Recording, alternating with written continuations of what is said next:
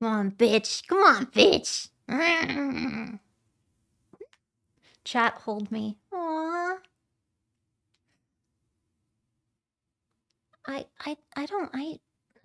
You tell me.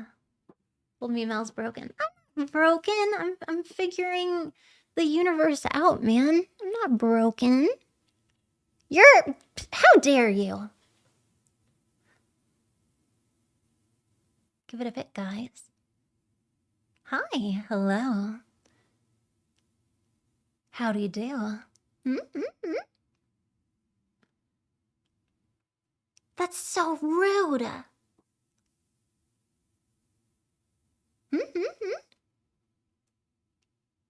Okay. We did some sciencing.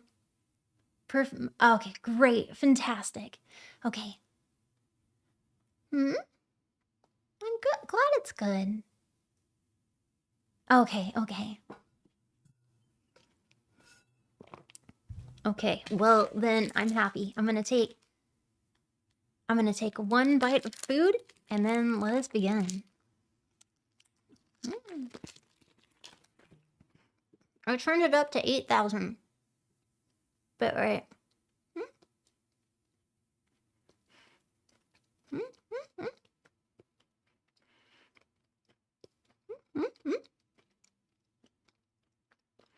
Don't forgore. Uh-oh.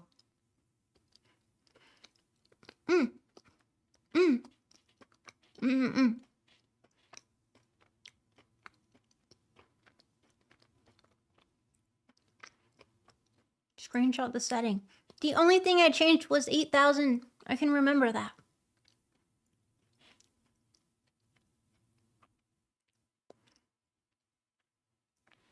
As long as I remember to crank that soldier boy, it should be fine.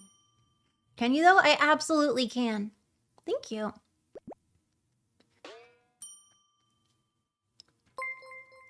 Bro, it's gonna be great. Thank you again. Okay. I'm not sharing food. No! Thank you. While we're reading, I wonder if we should make things quieter.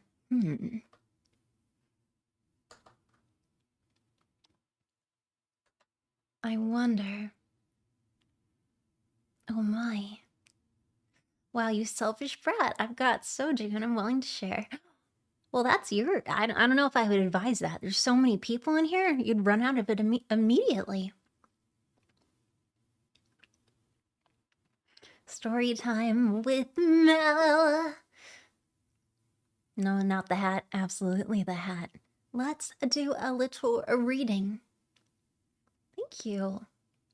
Somebody give the Mel a hug. Oh. Oh my. Okay, well, let me pull this over. Oh, it's so embarrassing. Put that over there. Put you guys over here, and everyone's readable. Have to put chat over here so that I see you guys being silly, and then I can yell at you for being rude. Not the hat. Yes, the hat. Okay, let me bring the book over here. Ooh, okay, so...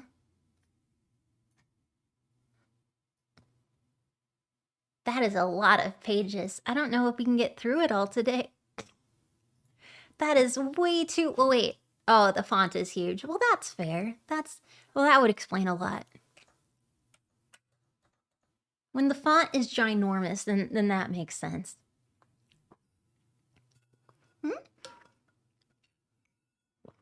It's Oedipus, isn't it? What do you mean? Read to us. Okay, after you guess, then I'll bring the book on the screen. I'll take a screenshot and post it on Twitter. I don't know why I feel shaky and nervous. Ugh, I'm so mean. Oh, fuck it. I'm a font. Nope. None of that. Okay.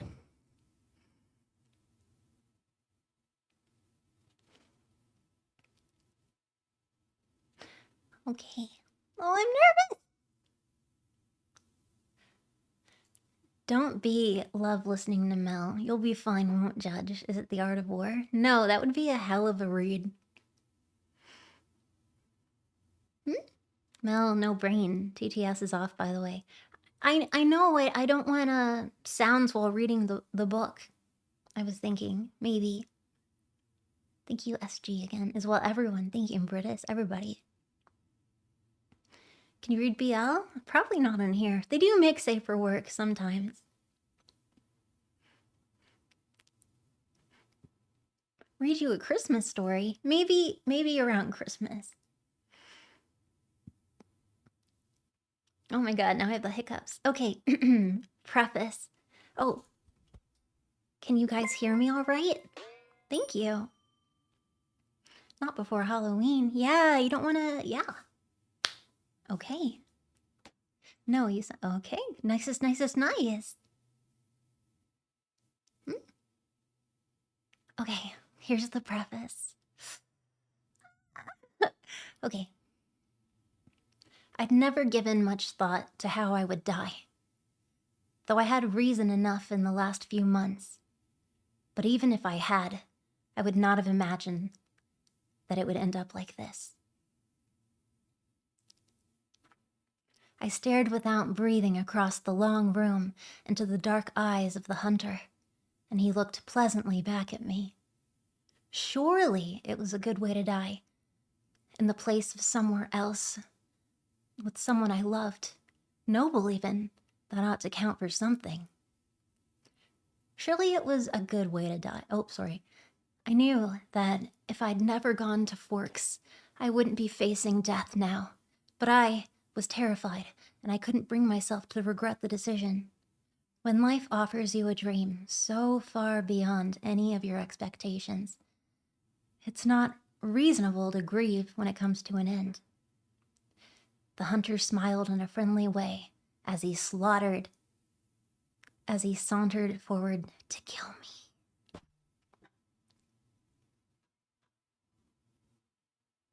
Guys, can you guess what the book is?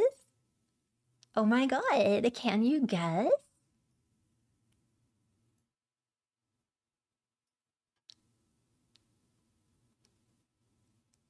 Okay, that's a little embarrassing that some of you knew it was Twilight instantly. You need to reevaluate. You need to reevaluate your place in the universe. I'm just saying. You've got some thinking to do, because golly jeepers, is this a novel? What a novel thing. My wife knew instantly. Look at us, these fang bangers. Ugh, we're incorrigible. Hey, some of us were in high school when it came out. That's fair. Many of us were tiny when we saw lots of people gasping in the theater, falling asleep, or the theater, or being like, oh god, oh, they're cute boys, oh golly. There was a lot of experiences when it came out, surely. Cybernetic Dream? Aww. Oh fuck, stream. You don't have a wife? I don't have a wife either, so it's okay. Team Edward versus Team Jacob? Oh, come the hell on. That is so obvious.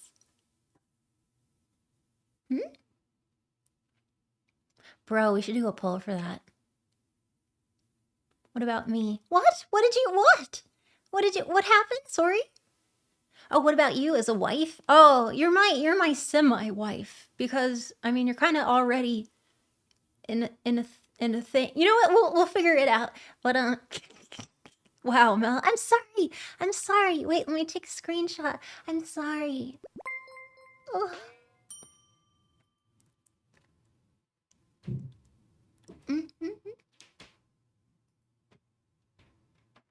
Reading time. Boop. Perfect. Copy. Perfect. And now I will post and then I will return. Oh my, I'm so excited. Did I say excited? I meant upset. Do do do do do. They just then you can't just hide it. I'm so excited and I can't just hide it. I'm about to lose control. But I think I want to. Reading time. Until I pass out.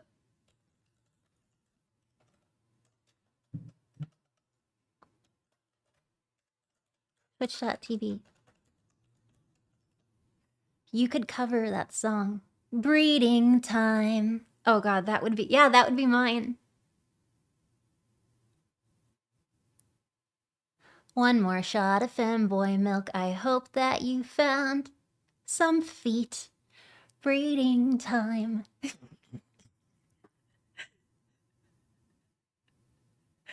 I like that. One more shot of femboy milk. I hope that you found some feet. I know what to do to make you moan. I know what to do to make you moan. I know what to do to make you moan, make you moan. I could try and write lyrics. That'd be really funny.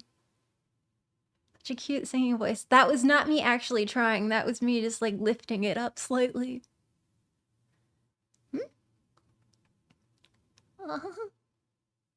Houdini. Mel, you're amazing. What? Remind me, you know, making lyrics for reading time would be really funny. I call dibs. I call dibs. I wasn't like trying to sing. Reading time until I pass out. Twitch.tv Projekt melody. Yeah. Dibs on what? That song. Everyone makes, so many VTubers make cool parody videos. I claim breeding time.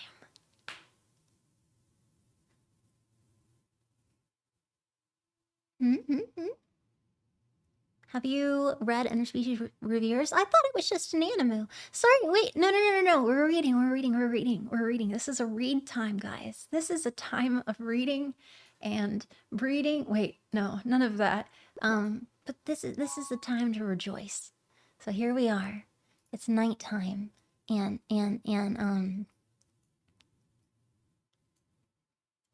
we're gonna read a book. Can't stop breeding with what? Nothing.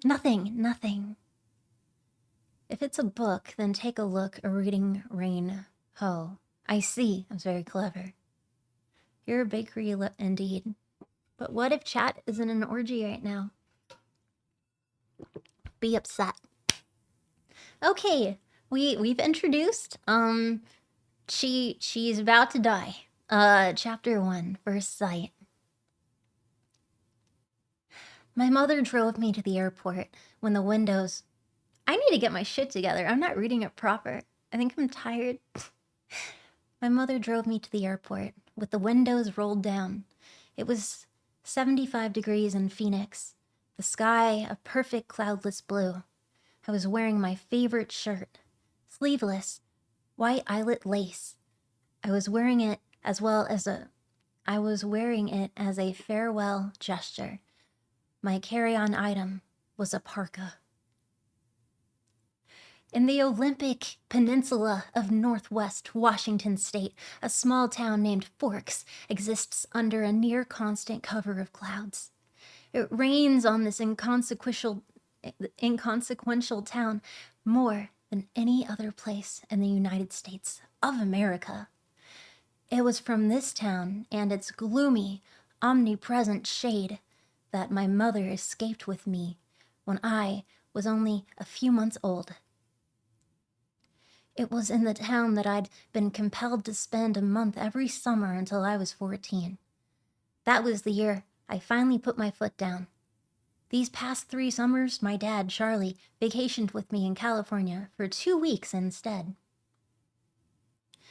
It was Forks that I now exiled myself, an action that I took with great horror.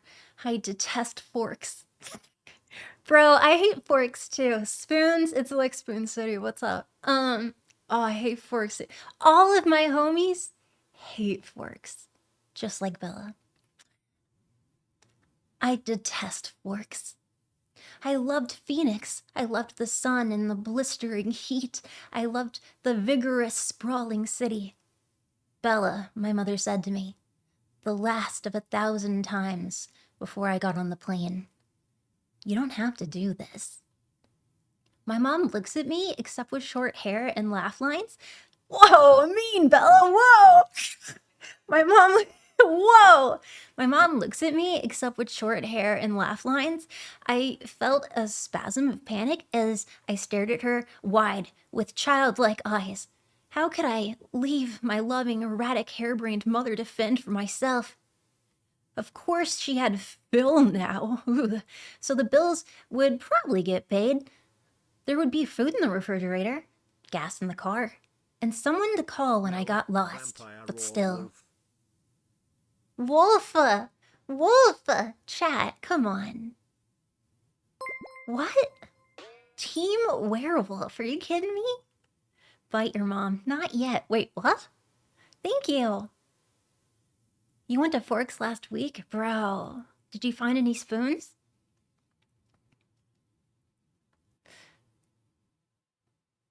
When it comes to Twilight, I mean, it's kind of obvious that Taylor Lautner. I mean, all mythical creatures are pretty sick nasty. But in this, like, the first time I consumed this media, I was a little microchip. So it makes sense that I had a crush. Now I'm much older, and I can only appreciate how stupid this literature is. And, yeah, happy how it turned out. I was a little microchip. I was a little microchip. Hey Mel, do you like Dracula people or werewolf people? I like all of the people. Someone with the dog in him. I got you. Any promo for Mo Flavor? We totally should do that. Oh my god. Dear mods, if you're here, because holy cow, I didn't like even warn people. Actually no, there's some mod in here. I would love to include Moe Flavor in the rotating banner at your earliest convenience. Warn people, you do that? Hey, man! I had to wake everyone up just pounding on their door. Okay, thank you. Of course, she had Phil now, so the bills would probably get paid. There'd be food in the refrigerator, gas in the car, and someone to call when she got lost. But still. I wanna go, I lied. I'd always been a bad liar, but I'd been saying this lie so frequently lately that it sounded almost convincing, even to me. Especially now. Tell Charlie I said hi. I will, Bella. I'll see you soon, she insisted. You can come home whenever you want. I'll come back as soon as you need me. But I could see the sacrifice in her eyes behind that promise. Don't worry about me, I urged. It'll be great. I love you, Mom. She hugged me tightly for a minute, and then I got on the plane, and she was gone. Would you still be Team Wolf if Edward was Lena?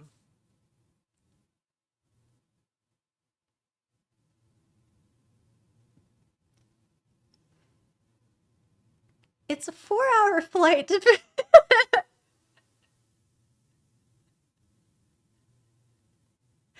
Guys, don't make me eroticized. We're reading one of the most unerotic books right now. Don't make it confusing for me. Don't make it confusing.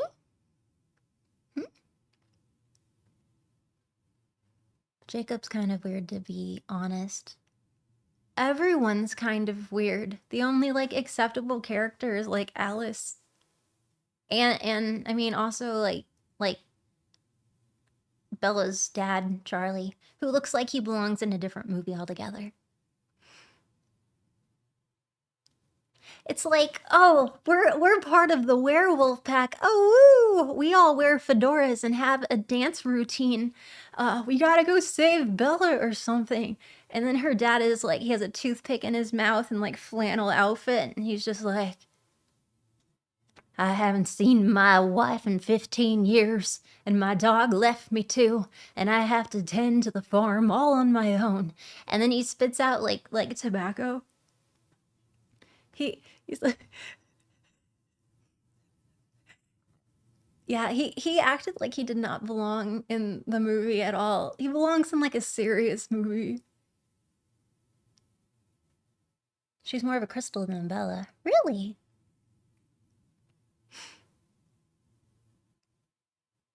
Okay, here we go.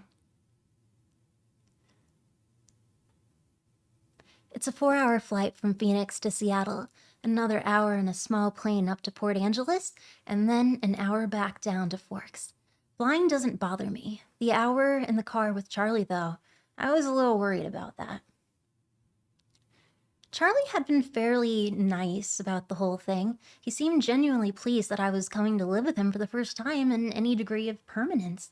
He already had gotten me registered for school and was going to help me get a car. But it was sure to be awkward with Charlie. Neither of us was what anyone would call verbose, and I didn't know what there was to say regardless. I knew he was more than a little confused about my decision, like my mother before me, and I hadn't made a secret of my distance for Forks. When I landed in Port Angeles, it was raining. I didn't see it as like an omen or something, just unavoidable. I'd already said my goodbyes to the sun. Sorry. I'd already said my goodbyes to the sun. Well done. That's fantastic. Good job, Bella. Okay. Charlie was waiting for me with the cruiser. Then, this I was expecting too. Charlie is a police officer sworn to the good people of Forks. My primary motivation behind buying a car, despite the secrecy of my funds, was that I refused to be driven around town in a car with red and blue lights on top. Nothing slows down traffic like my dad. Charlie gave me an awkward one-armed hug when I stumbled my way off the plane. It's good to see you, Bella, he said, smiling as he automatically caught and steadied me. You haven't changed much. How's Renee? Mom's fine. It's good to see you, Dad. I wasn't allowed to call him Charlie to his face. I had only a few bags. Most of my Arizona clothes were too permeable for Washington. My mom and I had pooled our resources to supplement my winter wardrobe, but it was still scanty. It all fit easily into the trunk of the cruiser. I found a good car for you. Really cheap, he announced when we were strapped in. Oh my golly, what kind of car? I was suspicious of the way he said good car for you, as opposed to just a good car. Well, it's a truck, all right. It's a Chevy. Where did you find it? Do you remember Billy Black down at La Push? La Push is the tiny reservation on the coast. No. He used to go fishing with you during the summer, Charlie prompted. That would explain why I didn't remember him. I do a good job of blocking painful, unnecessary things from my mind. What would be painful? All right. He's in a wheelchair now, Charlie continued, when I didn't respond, so he can't drive up anymore, and he offered to sell me his truck for cheap. What year is it? I said. I could see from his change of expression that this was the question he was hoping I wouldn't ask. Well, Billy's done a lot of work on the engine. It's only a few years old, really. I hoped he didn't think so little of me that I'd believe that he would get upset. I hoped he didn't think so little of me as to that I would believe I would give up that easily. When did you buy it? He bought it in 1984, I think. Did he buy it new? Well, no, I think it was new in the early 60s or late 50s at the earliest, he admitted sheepishly. Dad, I don't really know anything about cars. Like, I wouldn't be able to fix it or anything if something went wrong, and I can't afford a mechanic. Really, Bella? That thing, it runs great. They don't build them like that anymore. The thing, I thought to myself, it had possibilities. As a nickname, at the very least. How cheap is cheap? After all, that was the part I couldn't compromise on. Well, honey, I kind of already bought it for you, as a homecoming gift. Charlie peeked sideways at me with a hopeful expression. Wow! Free! You didn't need to do that, Dad. I was going to buy one myself. I don't mind. I want you to be happy here, he said, looking around at the road. When he said this, Charlie wasn't comfortable with expressing his emotions out loud. I inherited that from him, so I was looking straight ahead as I responded. That's really nice, Dad. Thanks. I really appreciate it. No need to add that my about me being happy in Forks is definitely an impossibility. He didn't need to suffer along with me, and I never looked a free truck in the mouth or engine. Well, now, you're welcome, he mumbled, embarrassed by my thanks. We exchanged a few more comments on the weather, which was wet, and that was pretty much the conversation there. We stared out the windows in silence. It was beautiful, of course. I couldn't deny that. Everything was like green. The trees were green, and their trunks covered with moss, which was green. Their branches hanging with a canopy of it was brown. The ground covered with ferns were also green. Even the air filtered down greenly through the leaves. It was too green, like an alien planet. Eventually, we made it to Charlie's house. He still lived in the small 2-bedroom house that he'd bought with my mother in the early days of their marriage. Those were the only kinds of days their marriage had, the early ones. There, parked on the street in front of the house that never changed, was my new to me, truck. It was a faded red color, with big, rounded fenders and a bulbous cab. To my intense surprise, I loved it. I didn't know if it would run, but I could see myself in it. Plus, it was one of those solid iron affairs that never got damaged. Like the kind that you see at the scene of an accident. Paint unscratched, like surrounded by pieces of the foreign car that already hit it. Whoa, I'd survive the shit out of that. Wow, Dad, I love it. Thanks. Now my horrific day tomorrow would be just this much less dreadful. I wouldn't be faced with the choice of either walking 2 miles in the rain to school or accepting a ride in his cruiser. I'm glad you like it, Charlie said gruffly, embarrassed again. It took only one trip to get all my stuff upstairs. I got to the west bedroom that faced out over the front yard. The room was familiar. It had belonged to me since I was born. The wooden floor, the light blue walls, the peaked ceiling, the yellowed lace curtains around the window. These were all part of my childhood. The only changes Charlie had ever made were switching the crib for a bed and adding a desk as I grew. The desk now held a second-hand computer with a phone line for the modem stapled along the floor to the nearest phone jack. This was a stipulation from my mother so that we could stay in touch together. The rocking chair from my baby days was still in the corner.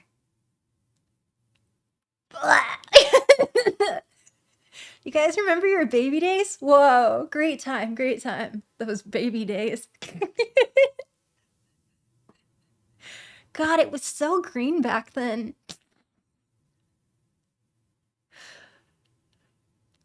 Wowzers. Well, when are you going to debut on Audible? I'm banned from Amazon. Baby days. There was only one small bathroom at the top of the stairs, which I had to share with Charlie. I was trying not to dwell too much on that fact. I hate that my dad poops. Ugh. One of the best things about Charlie is he doesn't hover. He left me alone to unpack and get settled, a feat that would have been altogether impossible for my mother. It was nice to be alone, not to have to smile and look pleased, a relief to stare dejectedly out the window. At the sheets rain that let just a few tears escape. A relief to stare directly out the window at the sheeting rain and let just a few tears escape. Well done.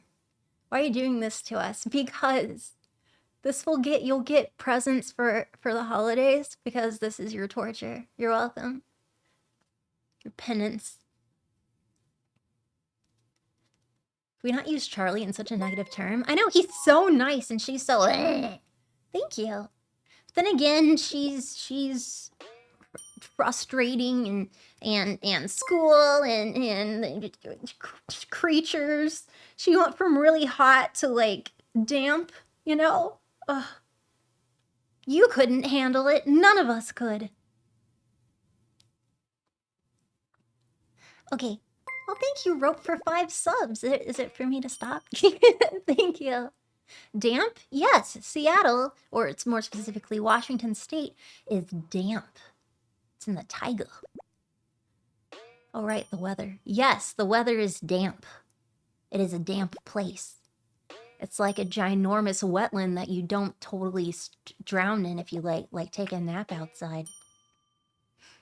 That's a rope. Thank you. It's moist. Yeah, I suppose you could say that. Mm-hmm. It's very moist critical out there. I wasn't in the mood to go on a real crying jag. I would save that for bedtime, when I would have to think about the coming morning. Ugh! Forks High School Forks School had a frightening total of only 58 students. There was more than 700 people in my class alone, back home. All of the kids here had grown up together. Their grandparents had been toddlers together. I would be the new girl from the big city, a curiosity, a freak. Maybe if I looked like a girl from Phoenix should, you know, like I could work this and to my advantage, but physically, I'd never fit in anywhere. I should be tan, sporty, and blonde. I should be a volleyball player, or a cheerleader perhaps. All the things that go with living in the Valley of the Sun. Instead, Instead, I was pale, without even the excuse of blue eyes and red hair. Despite the constant sunshine. I don't think sunshine can change your, like, eye color and hair color. And also get you picked for the volleyball team. But perhaps I just don't know how things work. I will continue. My apologies. I guess I just don't know things. It affects your hair. Yeah, it can affect your hair. Does it make you a brunette into a blonde? Because I don't think the sun really does that often. The sun is a deadly laser. That's completely true.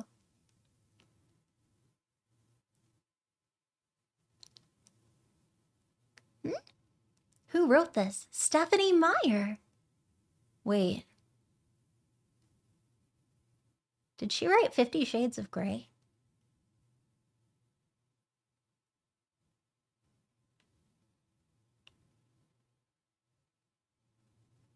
Oh, okay. I was gonna say, like, similarities. Okay.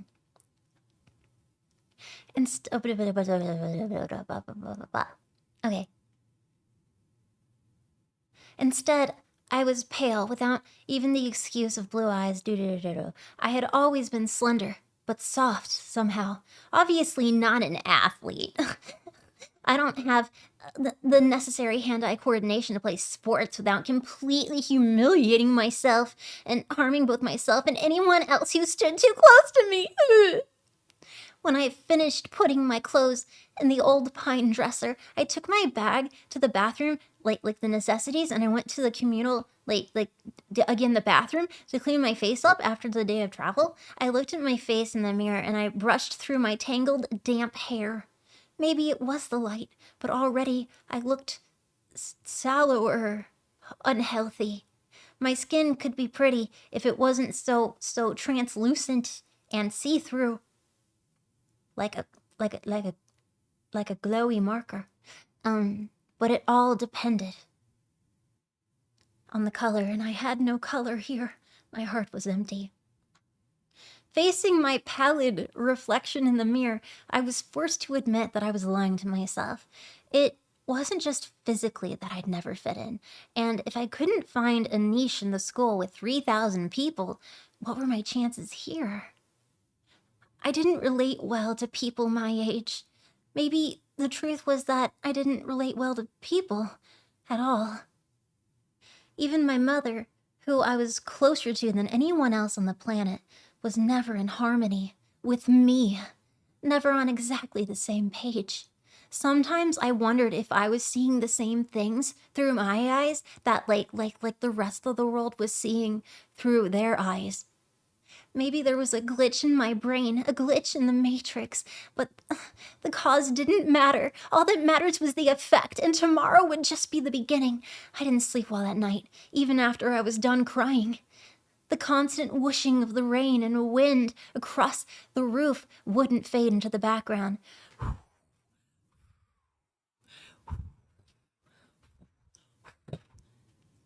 That's the sound. After I'd finished my meal and after I'd finished crying. But I couldn't fall asleep until after midnight, when the rain finally settled into a quieter drizzle.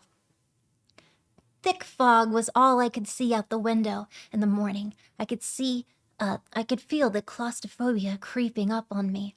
I could never see the sky here. It was like a cage on my heart. Breakfast with Charlie was a quiet event. He wished me good luck at school, and I thanked him, knowing his hope was wasted.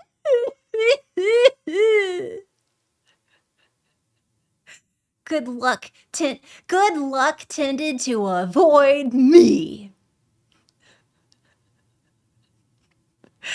Charlie left first, off to the police station. That was his wife.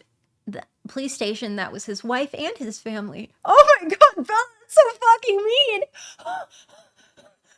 You're his family. He's letting you live there for free and loves you. Oh my god, off to the police station, which was his wife and family. Jeez Louise, you bitch. After he left, I sat at the old square oak table in one of the 3 unmatching chairs and examined his small kitchen with its dark paneled walls, bright yellow cabinets, and white linoleum floors. Nothing was changed. My mother had painted the cabinets 18 years ago in an attempt to bring some sunshine into this house. Over the small fireplace and the adjoining handkerchief-sized family room, which— Stop being so fucking mean! Oh, in my tiny little, in this tiny home that I'm in. Oh, in this home where I'm not able to stretch my arms. Oh, in this home where a shoebox would be more spacious. Oh, in this little adjoining handkerchief-sized family room. Oh, all the chairs don't match. Bella, you're an asshole. Just gonna be real. Like, I get that you're younger, but yikes. That's a big yikes from me, bro.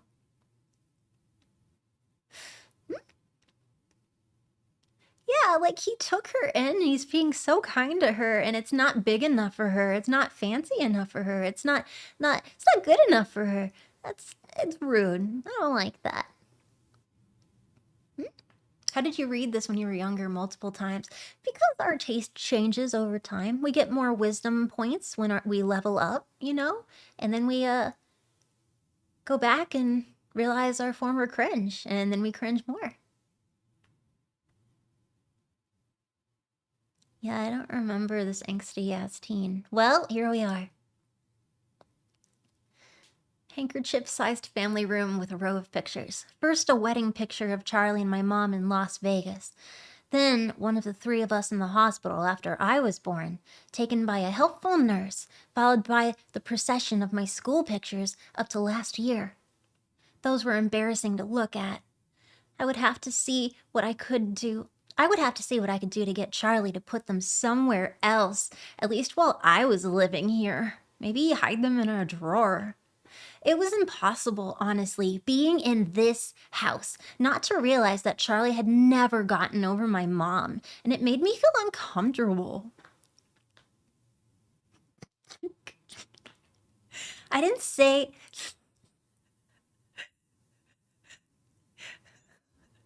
It wasn't... I didn't want to be too early to school, but I couldn't, stay in this house anymore. I had to leave it immediately. I donned my jacket, which had the feel of a biohazard suit, and I headed out into the rain. Ugh. I love it. I can't spend another moment in this home. Oh, hey, thanks for the free jacket, Dad. It feels like a biohazard suit. Time to squelch about on the way to school. So embarrassing. Biohazard suit, how the hell would you know? Well, maybe she went as a beekeeper for Halloween and she had to borrow one from a science lab or something. Maybe she went as Lethal Company and she had the big one-piece. Anyway, couldn't stay in here any longer. It was just drizzling still, not enough to soak me through immediately as I reached for the house key that was always hidden under the eaves by the door, and locked up. The sloshing of my new waterproof boots was unnerving. I missed the normal crunch of gravel as I walked. I couldn't pause and admire my truck again. Like I wanted to. I was in a hurry to get out, and the misty wet that swirled around my head and clung to my hair, like under my hood. Ugh. Inside the trunk, it was nice and dry, though. Either Billy or Charlie had obviously cleaned it up, but the tan upholstered seats still smelled like tobacco, gasoline, and peppermint. The engine started quickly, though, to my relief, but loudly, roaring to life and then idly at top volume. Well, a truck this old was bound to have a flaw or two. The antique radio worked, a plus I hadn't expected. Smelly truck, I know. Thanks for the smelly truck, Dad. It smells like cigarettes and peppermint. Wow, gee golly, Dad. I didn't know the radio would work. Ooh, you're spoiling me. Did you have to sell the matching chairs? Okay, I'm being too mean to Bella. No, I'm not. I'm not being too mean. Should I be meaner to Bella?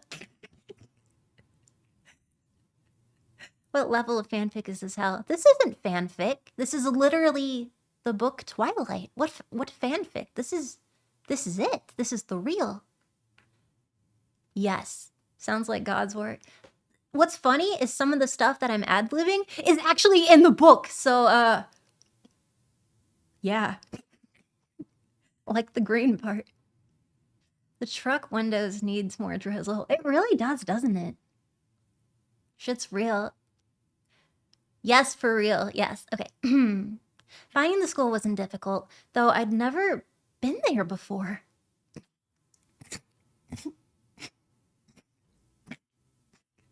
What? Were you just driving and you ran into it? Oh, look, I'm here. Oof.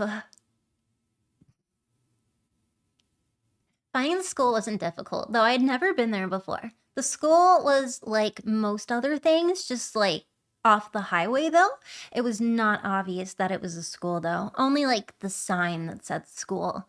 It declared Forks High, and then you stop at it because that's the sign for the school. It looked like a collection of matching houses built with maroon-colored bricks. There were so many trees and so many shrubs, I couldn't see it at first. Where was the feel of the institution? I wondered nostalgically. Where were the chain link fences and the metal detector? What? Thank you very much. Wow. Yes. Were chain link fences and metal detectors? Welcome to prison. You're in Washington. Welcome to hell. I parked in front of the building, which had a small sign over the door reading front office. No one else was parked there. So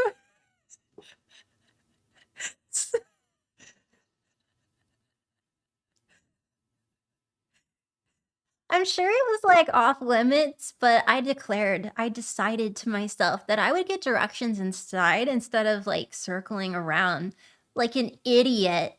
I stepped unwillingly out of the toasty truck cab and walked down a little stone path lined with dark hedges. I took a deep breath and I opened the door. Bro, it's like a school where she's like, well, I might as well park in the teacher's parking lot rather than driving around for hours like an idiot, where it's a school. You just got to look left or right and you'll probably find it. But that's fine. That's fine. No, that's fine. And she opened the door. No, that's fine. You regret that you went to the school this was filmed at. You should. However, that school looked pretty cool. It was very spacious and the architecture was cool. So I'm a bit jelly. I mean, someone had to have gone to it, and we have one person.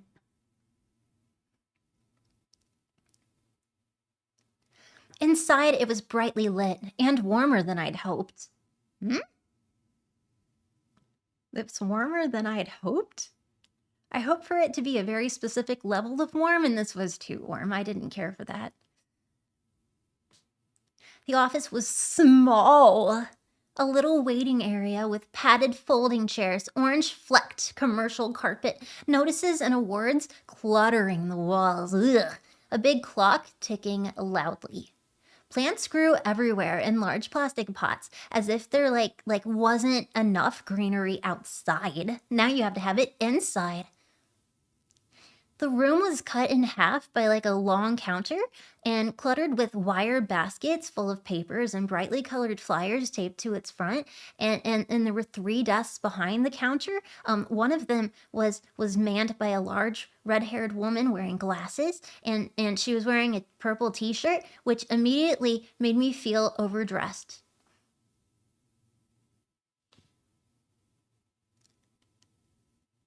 Okay. The red-haired woman looked up. Can I help you? I'm Isabella Swan, I informed her. Swan Isabella Des, and saw the immediate awareness light her eyes. I was expected. A top of gossip, no doubt. Daughter of the chief's flighty ex-wife, come home at last. Excuse me, I was expected. Hi, Isabella here, Isabella Swan. Swan, obviously. I'm sure you've heard of me. That's why you're bulging your eyes when I walk in. Because I was all, like, expected and shit. So, yeah, kiss the ring, you know? The woman in the office replied, of course, she said. She dug through a precariously stacked pile of documents on her desk till she found the ones she was looking for. I have your schedule right here and a map of the school. She brought several sheets to the counter to show Roe. She went through my classes for me, highlighting the best routes to each one on the map, and gave me a slip to have each teacher sign. Which I was to bring back at the end of the day. She smiled at me and hoped, like Charlie, that I would like it here in Forks too. I smiled back as convincingly as I could. Okay, chat inquiry. She's bringing a paper to all of her teachers and they have to sign it and bring it back. Are they declaring, like, is the office trying to, like, confirm if she doesn't ditch everyone on the first day? Do they not trust her to go to class on the first day? She's just gonna ding dong ditch? That's a little weird, huh? That's a, are they going on one of those like adventure things to Disneyland for kids where it's like get a stamp at all these different places and at the end you get a hat that says Disney Zoo Paradise. Like, is she supposed to get stickers from them? I don't know. I'd do it for the stickers. Absolutely. She's a sneaker outer and they know it, but she just got there. Just in case the metal detectors don't stop her. And the barbed wire fence. Okay. And I smiled back as convincingly as I could. When I went back out to the truck, other students were starting to arrive. I drove around the school, following the line of traffic. I was glad to see that most of the other cars were older, like mine. Nothing too flashy. At home, I'd lived in one of those like those few, I hope she doesn't be mean, lower income neighborhoods that were included in the Paradise Valley district. I hope she's not, like, I don't want her to be like, she's starting to be mean. I don't like that. It was a common thing to see a new Mercedes or Porsche in the student lot. The nicest car here was a shiny Volvo, and it stood out.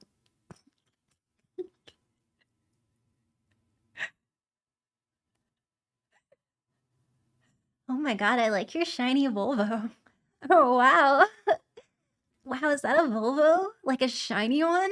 Oh my god. I'm getting embarrassed. I'm sorry. Bro, I wonder if Volvo, like, you know what? You'll see. You'll see. Never mind. You'll see. It'll never come up again. Oh my god, what a nice shiny Volvo. How'd you get it so shiny? Okay.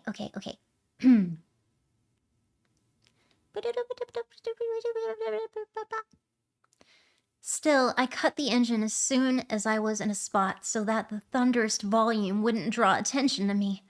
I looked at the map in the truck, trying to interrupt. Yes? At what page you at? I figured I'd follow along since I have the book right next to me. Why would As you to do why I that? own it, don't ask. Why That do you? detail is not important. Why do you own Nonetheless, it? keep Why? it up. Why do you own it? Why? For chapters, so I know we here for a while. Why? Why is this next to your bed? Why is this your nighttime reading material? Why? Please tell me. I doubt we're gonna read the whole thing. We're on page 14. I know it's you. Why? What a Chad. Why would you do this to yourself? Why? It's this and the Bible. Oh, yeah, because why wouldn't, you know? Only page 14. This is giant font, okay? It's just so bad that you have to trudge through it.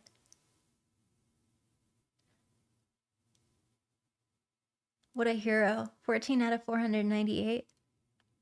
We're not going to finish it. So 2 books fit and be used as blunt force instruments? Really?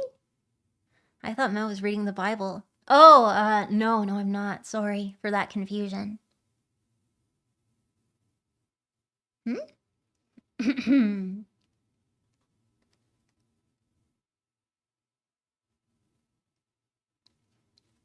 I stuffed everything in my bag, slung the strap over my shoulder, and sucked in a huge breath.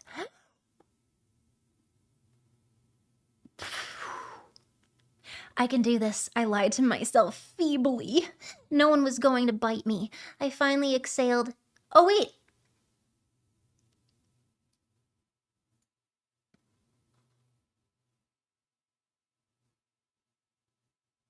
There's no background music. We need some background music. Oh, shit. Just some soft background music. Oh my golly. Quiet.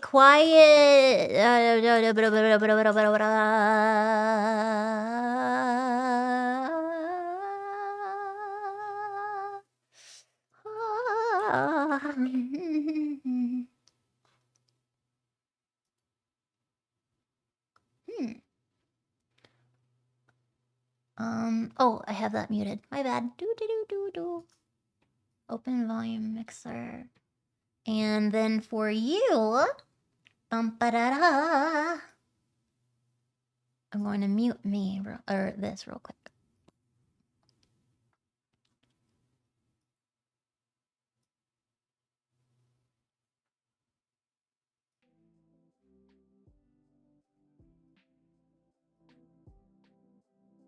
This doesn't feel like the right music. What music would you put in the background for this horrible book? Baby Shark? That's terrible.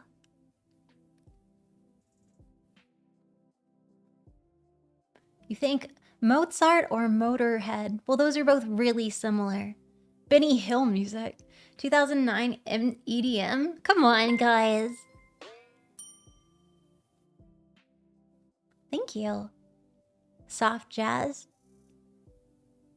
Aviator's teeth. Soft jazz.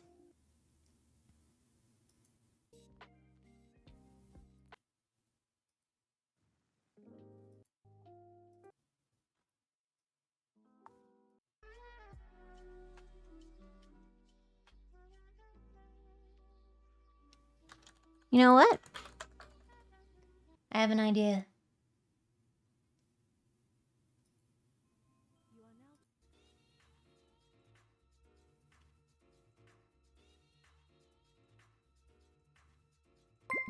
Can you guys hear that all right?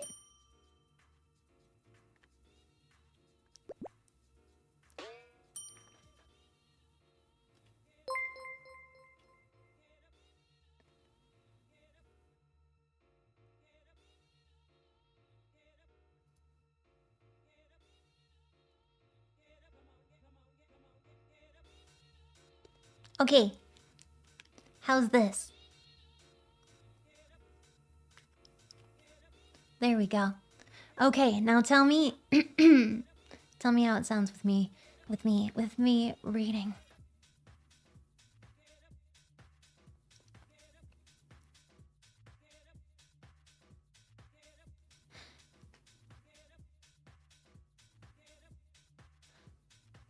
I can do this, I lied to myself feebly. No one was going to bite me. I finally exhaled and stepped out of the truck. I kept my face pulled back into my hood as I walked the sidewalk, crowded with teens. My plain black jacket didn't stand out. I noticed with relief. How's that, guys? Is that okay? Does it work? Does it work? Only you can tell.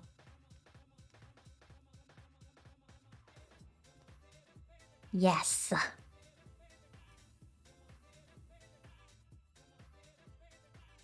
You hear no music? How about now?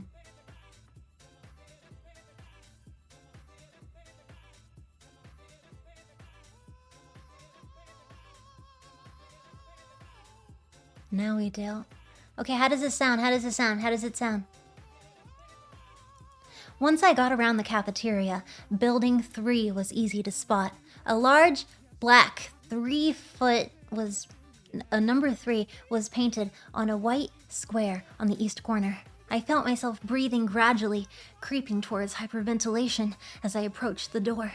I tried holding my breath as I followed 2 unisex raincoats through the door. Why is she having a panic attack when the wall says the number 3? Ah! That's my angel number. Okay, let's do this. The classroom was small. The people in front of me stopped just inside the door to hang up their coats on a long row of hooks. I copied them. There were 2 girls. One a porcelain blonde, the other one pale with light brown hair like me. At least my paleness wouldn't stand out here. I took the slip up to the teacher, a tall, balding man whose desk had a nameplate identifying him as Mr. Mason. He gawked at me when he saw my name. Not as encouraging response, of course. I flushed tomato red, but at least he sent me to an empty desk, like at the back, without introducing me to the class, so that was nice. It was harder for me, like being the new classmate, because they're gonna stare back at me, but somehow I hung on. I kept my eyes down on the reading list that the teacher had given me. It was fairly basic. Bronte, Shakespeare, Chaucer, Faulkner. I'd already read like everything. So that was comforting and boring. I wondered if my mom would send me my folder of old essays, or like if she would think that was cheating. Like, I went through different arguments with her in my head while the teacher droned on and on. Yeah, guys, didn't you know she had already read every bit of classical literature, and she's a biochemist, and she was buddies with Beethoven, and she can do 100 jumping jacks. So yeah, what a scholar. You're Isabella Swan, aren't you? He looked like the overly helpful chess club type. Oh wait, sorry. When the bell rang, a nasal buzzing sound, a gangly boy with skin issues and oily hair leaned across the aisle to talk to me. She's being rude. You're Isabella Swan, aren't you? He looked like the overly helpful chess club type. Oh, okay. Oh, you're a chess club type. Oh, wow. Bella, I corrected. Everyone within a 3-seat radius turned to look at me. Ugh. Where's your next class? He asked. I had to check in my bag. Government. Yeah, with Jefferson in Building 6. There was nowhere to look without meeting curious eyes. Oh, I'm headed towards Building 4 too. I can show you the way. Yeah, definitely overly helpful. Hi, I'm Eric, he added. I smiled tentatively. Thanks, Eric. We got our jackets and headed out into the rain, which he picked up. I could have sworn several people behind us were walking close enough to eavesdrop. I hoped I wasn't getting paranoid. So this is a lot different than Phoenix, huh? He asked. Very. It doesn't rain much down there, does it? 3 or 4 times a year. Wow, what must that be like, he wondered. Sunny. You don't look very tan, he said. My mother is part albino. He studied my face apprehensively, and I sighed. It looked like clouds and a sense of humor didn't mix. A few months of this, and I'd forget how to use sarcasm. I'm on this page is 16. No, now we're on 17. She's mean to her dad and her mom? Yeah, I know, right? What the fuck? You know what? Maybe this is good because this feels like the perspective of a teen, you know? This feels like if you're a teen, 1, you're an unreliable narrator. Boom, got him. 2, you know what? From her perspective, yeah.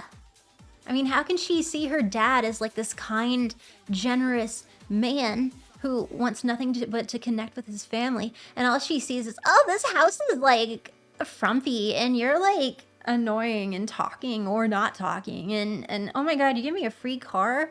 Ugh, it smells like tobacco and peppermint. I'm at school now and people have eyes. I do not want to be perceived. I do not want to be perceived. It's giving forks. It's giving rain. It's giving I don't like any of this. Put me on a rocket ship and send me to the moon. I am so checked out from the earth. Okay, I'll return. Sorry, I went on a little. I'm sorry. Shaking my head, ungrateful. I know.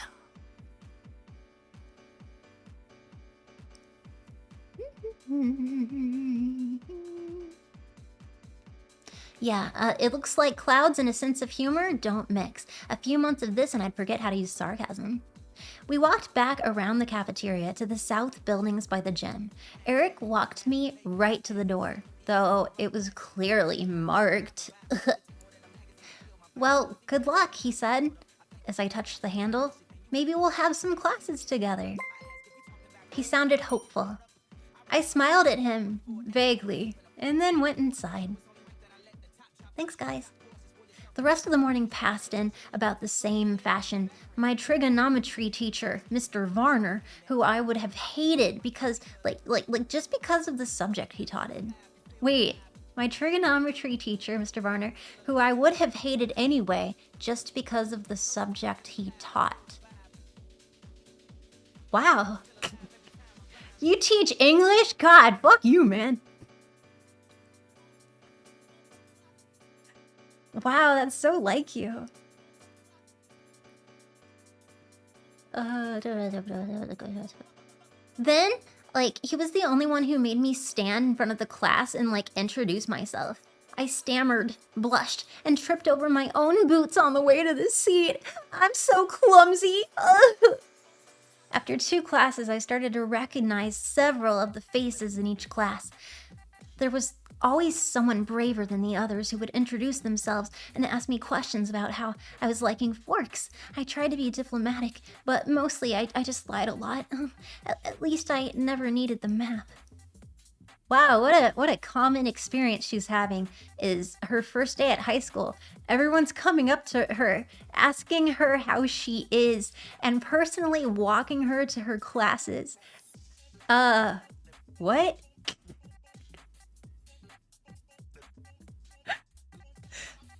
Show of hands, how many of you in high school, strangers coming up and saying, how are you? Tell me about your experience. Are you having a good day? On a scale from 1 to 5, how would you rate your experience today in pork school?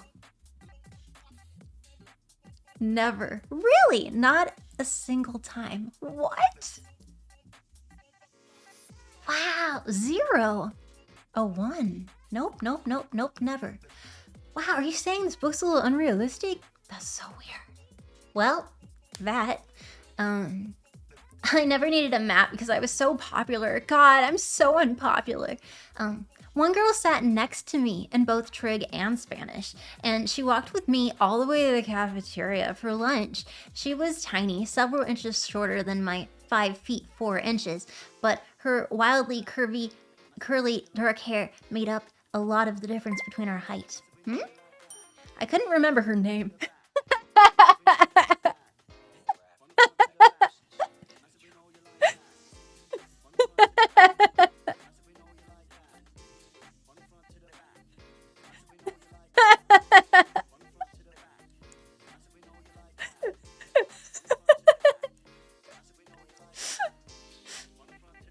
Thanks for walking me to the cafeteria. What's her face? Best line ever. Yup.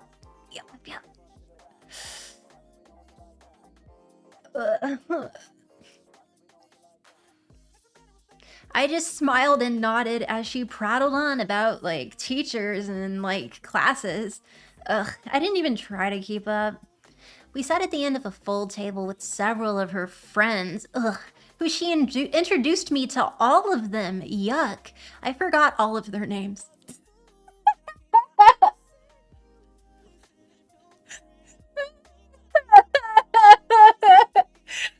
Guys, I gotta go pee. I'm gonna pee myself. I forgot all of their names immediately.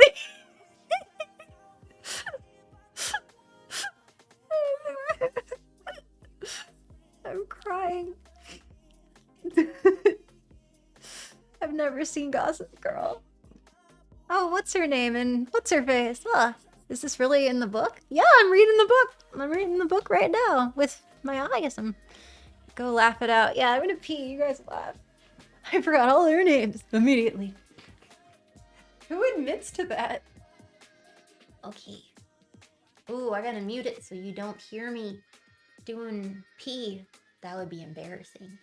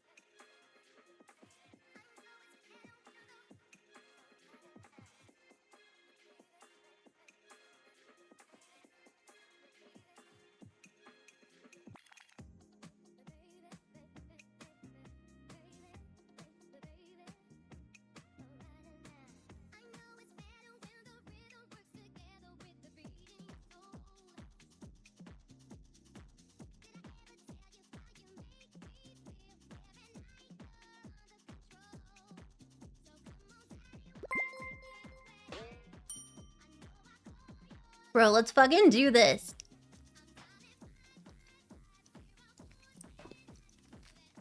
I'm not muted. You're muted. I'll mute you. Hi.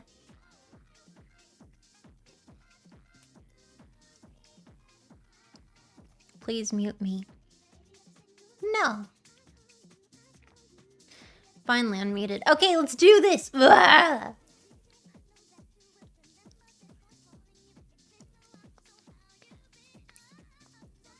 See.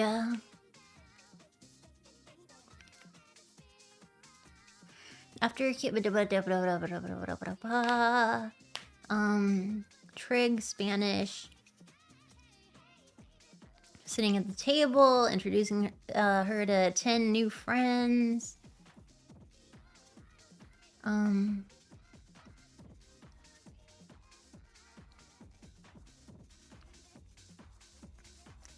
Oh, this is wonderful.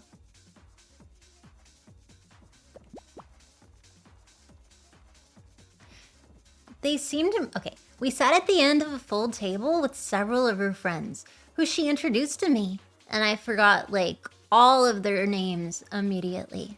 They seemed impressed by her bravery in speaking to me. The boy from English, Eric, waved me from across the room. Ooh, Eric. I was there, sitting in the lunchroom, trying to make conversation with 7 curious strangers that I first saw. They were sitting in the corner of the cafeteria, as far away from where I sat as possible in the long room.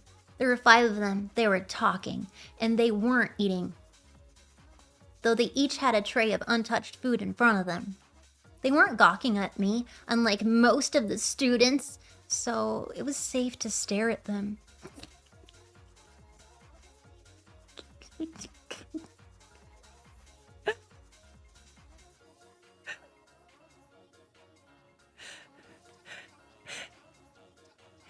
They weren't gawking at me, unlike most of the other students, so it was safe to stare at them without fear of meeting an excessively interested pair of eyes. But it was none of these things that caught and held my attention. I'm just a completely unlikable school person. Oh man. They didn't look anything alike. They didn't look anything alike. Of the 3 boys, one was like big, like muscular, like a serious weightlifter with dark curly hair. Another was taller and leaner, but like still muscular and honey blonde. And the last was like lanky, less bulky, with untidy bronze-colored hair. He was more boyish than the others, who looked like they could be in college, or even teachers here, rather than students. The girls were opposite. Why would they look alike? Because they're, you know, they're brothers or something, aren't they? You know, if you sit next to other people, you're brothers. No? Oh, okay, sorry. The girls were opposites, which I also did not understand. I thought when you're friends, you all just like, you know, look the same. I'm so confused. She didn't know that. Yeah, she didn't know how people work. That, yeah, if you're not related or related, that you might look different. I don't know. The girls were opposite though. All the girls looked not the same. So that was easier for her to understand. Shocking. The girls were opposite. The tall ones were statuesque. She had a beautiful figure, the kind you saw on the cover of Sports Illustrated swimsuit issue. The kind that made every girl around her take a hit on her self-esteem just by being in the same room. Her hair was golden, gently waving in the middle of her back. The short girl was pixie-like, thin in the extreme, with small features. Her hair was a deep black, cropped short, and pointing in every direction. You know what, actually, for the movie? Yeah, actually, Alice was a good cast. Well done. That's actually, no, that's a really good cast. Well done.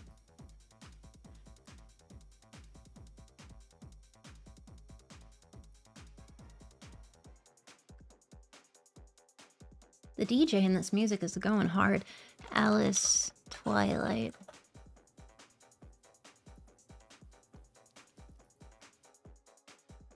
Save image.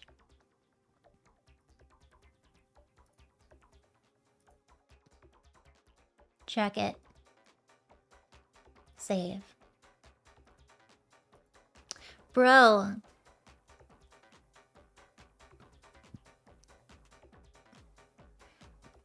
So it said, so one of them, her hair was a deep black, cropped short, and pointing in every direction. So her hair isn't black in this. It's dark brown, but honestly, check it out. This is good casting. Not good writing, this is good casting. Image.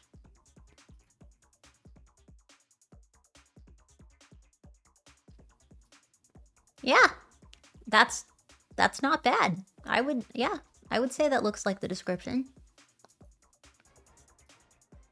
Yeah, I'll give her that. She's cute as fuck. Everyone had a crush on Alice. She was the flavor of the week. You feel bad for the actors? You mean because they were in Twilight? It's okay. They're better Melody, now. why are you subjecting us to this? How did we hurt you? What have we done? Please, What haven't you save done? us from the torment of Twilight. Twilight.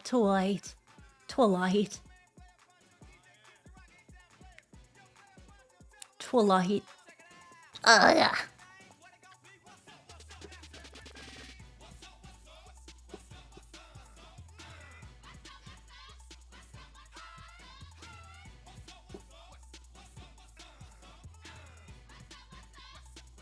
Sorry, I got distracted. Robert Pattinson hates Twilight. Well, I mean, like, fans did send a lot of vials of blood to his house. So, at bare minimum, you know, I'd be a little annoyed. And imagine not being able to go to somewhere to, like, get a salad, and they're all like, haha, you're that weird Dracula. Fuck off. Like, I'm sure, yeah, it must be, yeah. Really? Right in front of his salad? Oh my god, right? You look stupid in Twilight. You're that guy, aren't you? You're that guy, aren't you? Here's your salad. Haha, stupid. And now Pattinson's is Batman. I don't believe you. Also, thank you, Silver-Teenth. Okay, pointing in every direction, and yet they were all exactly alike. Every one of them were chalky pale, the palest of all the students living in this sunless town. Paler than me, the albino. She needs to stop saying that. They all had very dark eyes despite the range in their hair tones, which were various levels of brown and blonde. They also had dark shadows under their eyes, purplish, bruise-like shadows, as if they were all suffering from a sleepless night or almost done recovering from a broken nose, though their noses, all their features, were like angular and perfect. But all of this is not why I couldn't look away.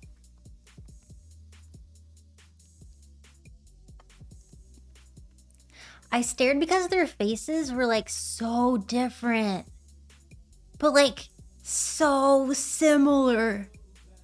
And they all were like devastatingly, inhumanly beautiful. They were faces you never expected to see, except perhaps on the airbrushed pages of a fashion magazine, or painted by an old master as the face of an angel. It was hard to decide who was the most beautiful. Maybe the blonde girl. Maybe the bronze boy. They were all looking away from each other, away from the other students, away from anything in particular as far as I could tell, as I watched the small girl Rose with her tray, unopened soda, unbitten apple, and walked away with a quick, graceful lope that belonged on a runway.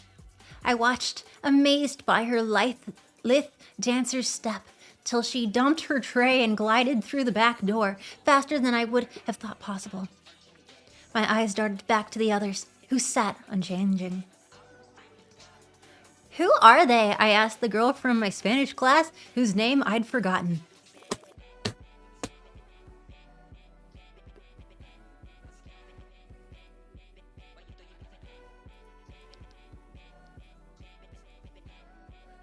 Here, I'll show you that it's real. Here.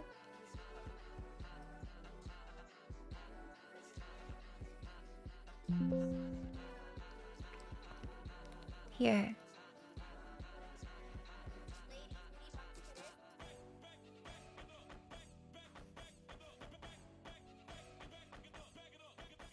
Boom. It's actually in the text. It's in the holy text. It's real. I'm telling you. It's in the great texts. This ancient tome. Screaming in my pillow. Oh, hun, we're not even at the Dracula part yet, which we're getting so close. I'm so excited. It's gonna be so... Dude, they play baseball. They play Dracula baseball.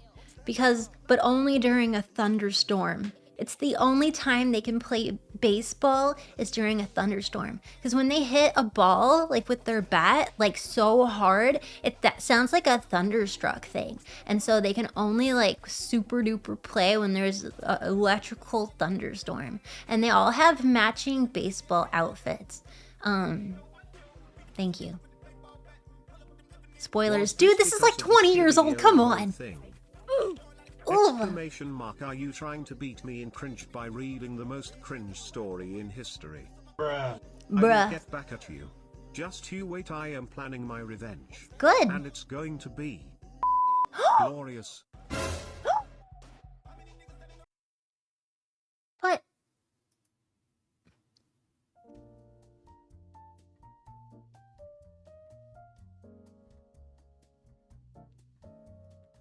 Your mom is glorious. If this book doesn't have a supermassive black hole, I don't want it. I mean, your brain will feel like that. Reads the host? What's the host? Bazinga.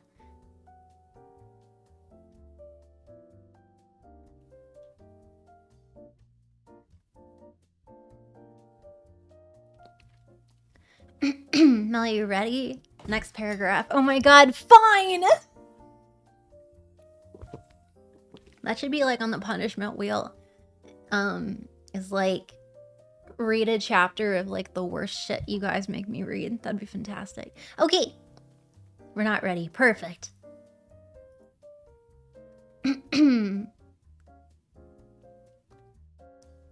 See Spanish. Who are they? I asked the girl from my Spanish class, whose name I'd forgotten.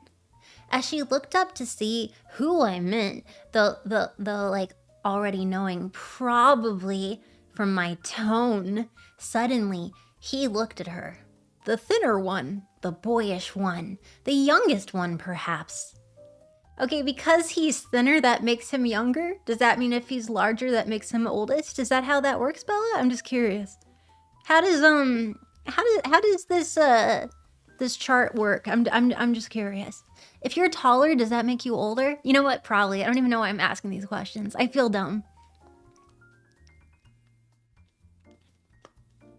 Oh, thank you, Ricky. Mel, stop acting lol to lol C to what? This is what she's saying.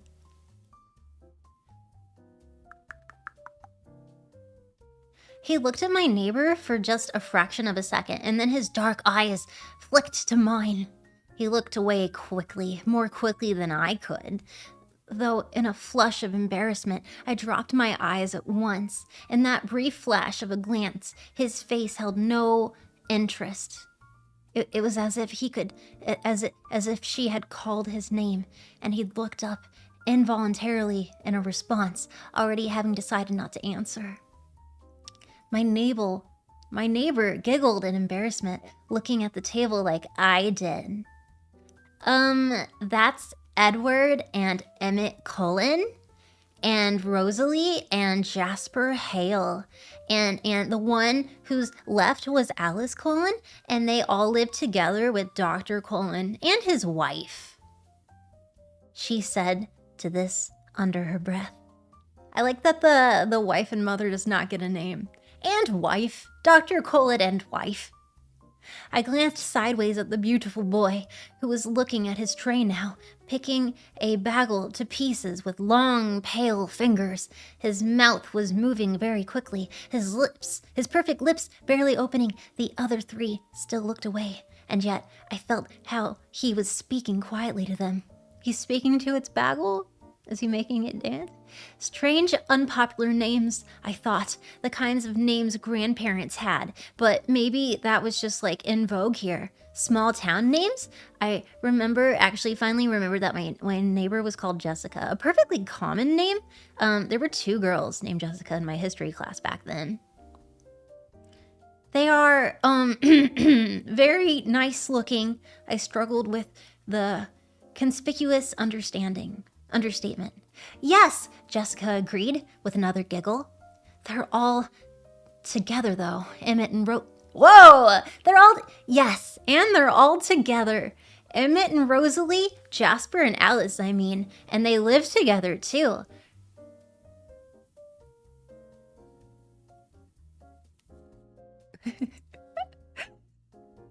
Yeah, polycule. I want to read the polycule stuff one day. We should read that. It's so unhinged. Thank you.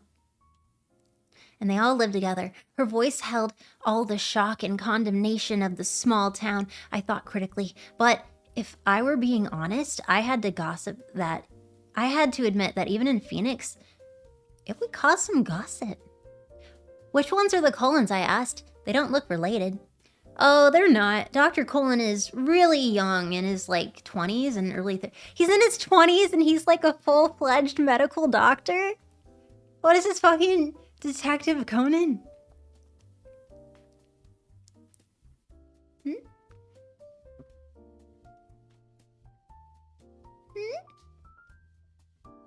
What polycule stuff? Oh, you'll see. Just remind me. He got his PhD when he was 12. Oh, okay, that makes more sense. Oh, they're not. Dr. Cullen is really young, like in his 20s. They're all adopted. The Hales are brother and sister twins, and the Blondes are their foster children. They look a little old for foster children. They are now. Jasper and Rosalie are both 18, but they've been with Mr. Cullens since they were like 8. Since their aunt is, or something is like that. She's their aunt or something like that. They're really kind of nice for them to take care of all those kids like that when they're so young and everything. I guess so, Jessica admitted reluctantly, and I got the impression that she didn't like the doctor and his wife for some reason. With the glances she was throwing at their adopted children, I would presume the reason was jealousy.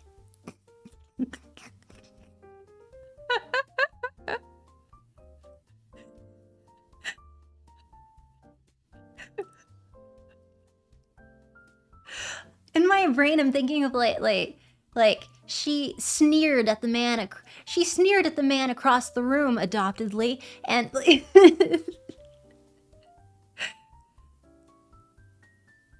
wait. Since the kids were 8 and they're 18 now, okay. So the doctor was 10 years old when he adopted those kids.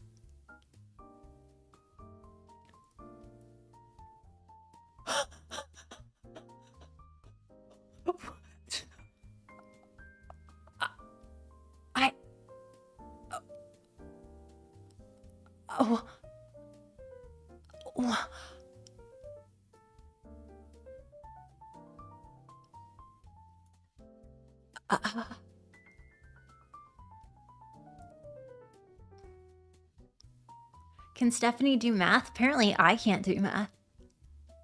I would presume the reason is jealousy. Who talks like that? Bella. Wait, someone said something really funny. Where is it? They're all lying about their age. Someone had said in chat where they were like a 10-year-old adopting all those kids. What an overachiever.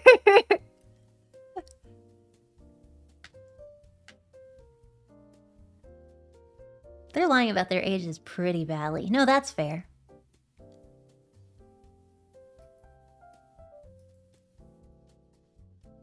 Guys, this is a classic. This won so many awards.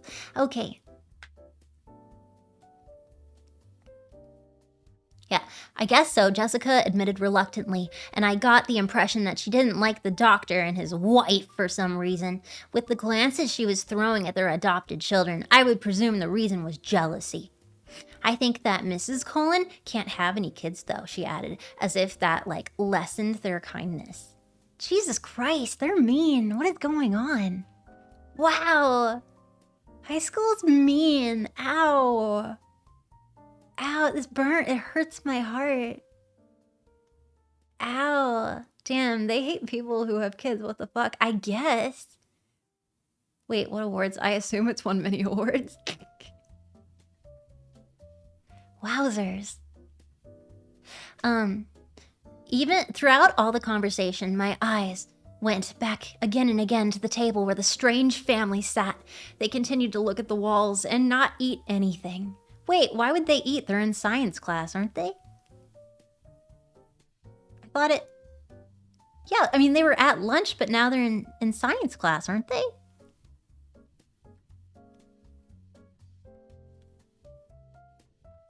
I'm on page 22. The chemicals. Fair enough. Oh my god, Mel. What? What? They time worked. Dead frogs? No, I don't eat the dead frogs. Have they always lived in Forks? I asked. Surely I would have noticed them on one of my summers here. No, she said in a voice that implied it should be obvious, even to a new arrival like me. They just moved down 2 years ago from somewhere in Alaska. I felt a surge of pity.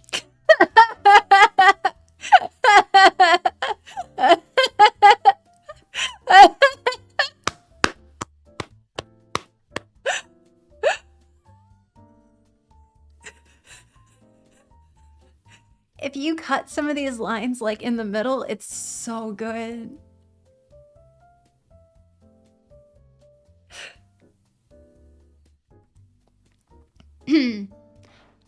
No, she said in a voice that implied it should be obvious, even to the new arrivals like me. They just moved down here 2 years ago from somewhere in Alaska. I felt a surge of pity and relief. Pity because, as beautiful as they were outsiders, clearly not accepted. Relief that I wasn't the only newcomer here, and certainly not the most interesting by any standard. As I examined them, the youngest one of the Cullens looked up at me and met my gaze. This time was evidently curious about my expression. As I looked swiftly away, it seemed to me that his glance held some kind of unmet expectation. Oh wow, there's an expectation with his eyes. Oh, neato, you're really good. That's great, Bella. You're really good at just making up your own narrative, huh? Which one is the boy with the reddish hair? I asked. I peeked at him from the corner of my eye, and he was still staring at me, but not gawking like the other students had today. He just had like a slightly frustrated expression. And I looked down again at the table. That's Edward. He's gorgeous, of course.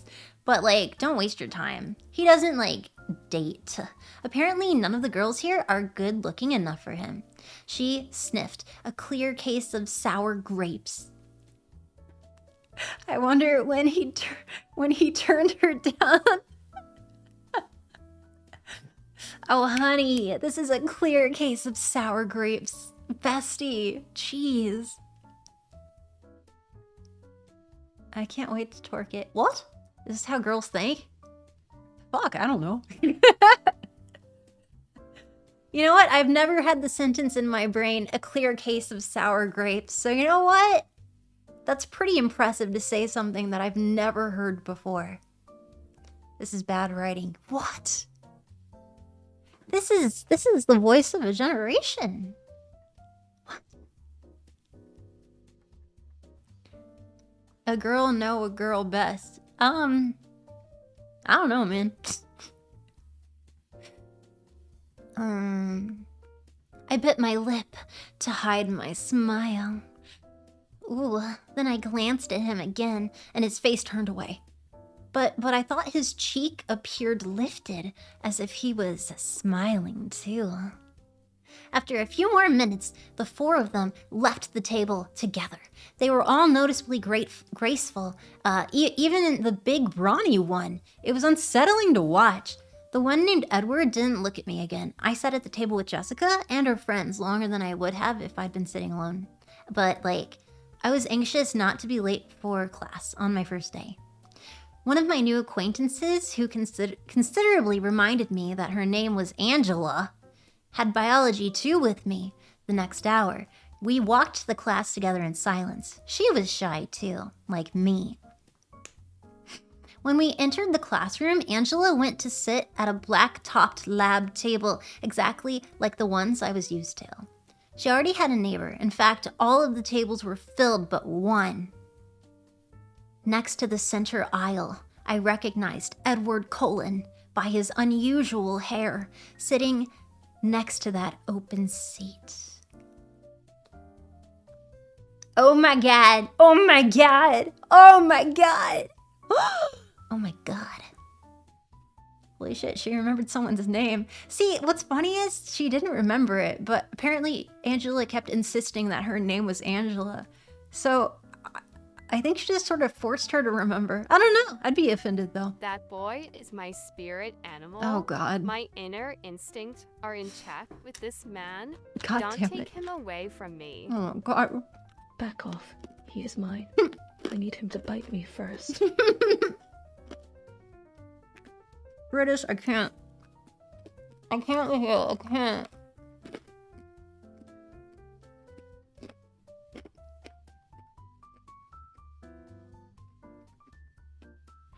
Bella's not good at hiding that she can't remember names. Oh my god, right?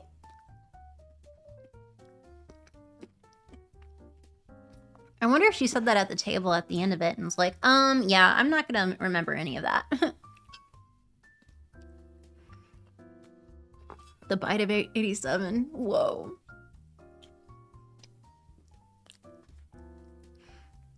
I eat pretzels. Okay. Why is his hair unusual? Oh, because it's Pattinson. Okay. As I walked down the aisle to introduce myself to the teacher and get my slip signed, I was watching him surreptitiously. Just as I passed, he suddenly went rigid in his seat. He stared at me again, meeting my eyes with the strangest expression on his face. It was hostile, furious. I looked away quickly, just shocked and shit, going red again. I stumbled over a book in the walkway and had to catch myself on the edge of the table, and the girl sitting there just like giggled at me. I'd noticed that his eyes were black, coal black. Mr. Banner signed my slip and handed it to me and like a book with no nonsense about introductions. I could tell we were going to get along. Of course, we had no choice but to send me to the open seat in the middle of the room. I kept my eyes down when I sat next to him, bewildered by the antagonistic stare he'd given me. I didn't look up as I set my book on the table and took my seat, but I saw his posture change from the corner of my eye. He was leaning away from me, sitting on the extreme edge of his chair and averting his face like he smelled something bad. Inconspicuously, I sniffed my hair. It smelled like strawberries, like shampoo, strawberry shampoo. Like, it seemed an innocent enough odor. I let my hair fall over my right shoulder, making a dark curtain between us, and tried to pay attention to the teacher. My hair doesn't smell like shit. I don't know. Situation, I don't know. Holy shit. 51? Armored, have we been streaming 51 months? What? Excuse me, is my odor innocent enough, Mr. Colin? 52, actually. I'm gonna freak out. That's insane. That's literally insane. Yeah, I'll process that later on. Like, I can't believe we've streamed that many months. Holy cow. 4 years. I can't.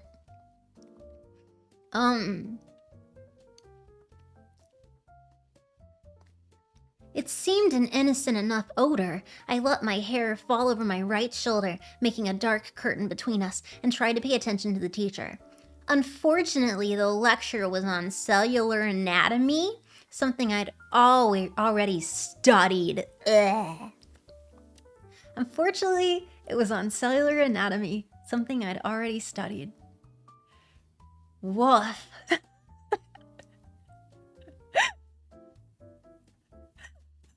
Woof. Bro, in the movie, they did not tackle how much she thought that she was just like a genius. Gotta be kidding me. Yeah, I've already studied molecular biology. There's literally nothing else to learn, so this is gonna be so boring. Weird flex, but sure. Yeah, that's a weird flex. Yeah, like, oh, what do you drive? I don't really have a car. Where do you... I live with my evil twin brother in the basement. I don't have shoes. I'm a serial killer. I'm wanted for killing many people. Oh. But, like, oh my god. I know cellular biology and molecular stuff and trigonometry. It's just, oh. Does that do it for you, baby? She was college reading level by the 2nd grade. Oh, absolutely. You're innocent. It seemed like an innocent enough odor. Okay. I took notes carefully anyway, always looking down. I couldn't stop myself from peeking occasionally through the screen of my hair at the strange boy next to me. Bro, in my brain, I'm thinking about holding hair, like, upwards.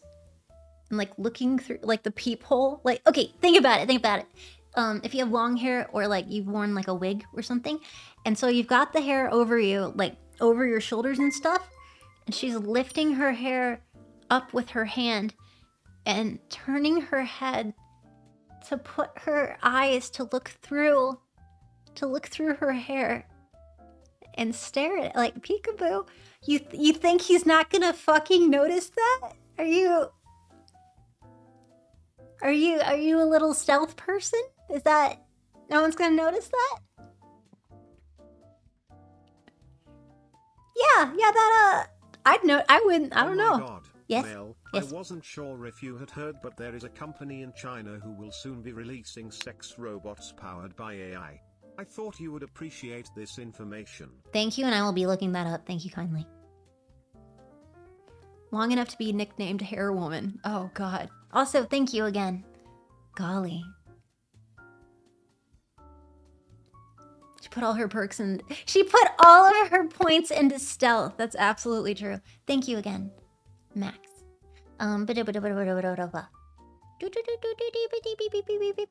Peeking occasionally through the screen of my hair at the strange boy next to me. Yes, he's the strange one. During the whole class, he never relaxed his stiff position on the edge of his chair, sitting as far from me as possible. I could see his hand on his left leg was clenched into a fist, tendons standing out under his pale skin. This, too, he never relaxed. He had the long sleeves on his white shirt pushed up to his elbows, and his forearm was surprisingly hard and muscular beneath the light. He was nearly as slight as he wasn't nearly as slight as he looked next to his burly brother. Okay.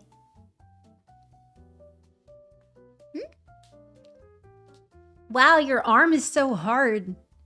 That's a very strange sentence. Good job, Bella. The class seemed to drag on longer than the others. Was it because the day was finally coming to a close, or because I was waiting for this tight fist to loosen? It never did, by the way. He continued to sit so still that it looked like he wasn't breathing. What was wrong with him? Was this his normal behavior? I questioned my judgment on Jessica's bitterness at lunch today. Maybe she was not as resentful as I thought. It couldn't have anything to do with me. He didn't know me from Eve. I peeked up at him one more time, and I regretted it.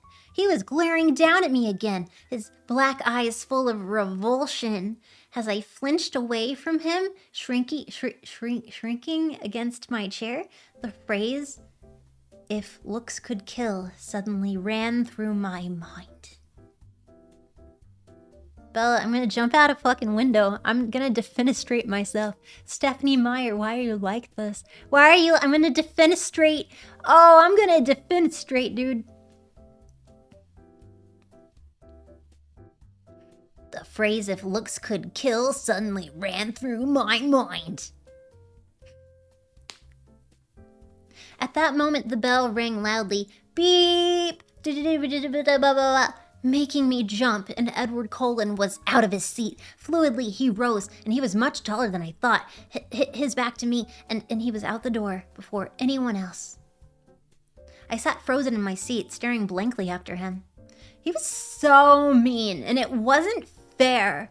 I began gathering up my things slowly, trying to block the anger that filled me. For fear my eyes would tear up. For some reason, my temper was hardwired to my tear ducts. I usually cried when I was angry, a humiliating tendency.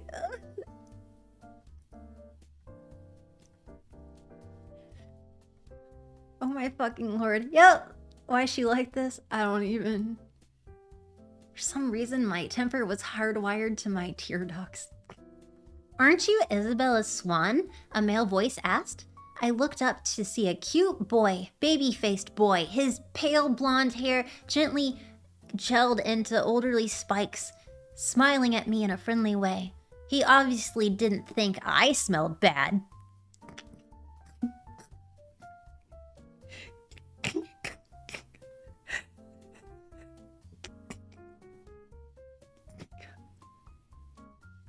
Remember, you loved this when you were a microtrip. No, I actually didn't love it.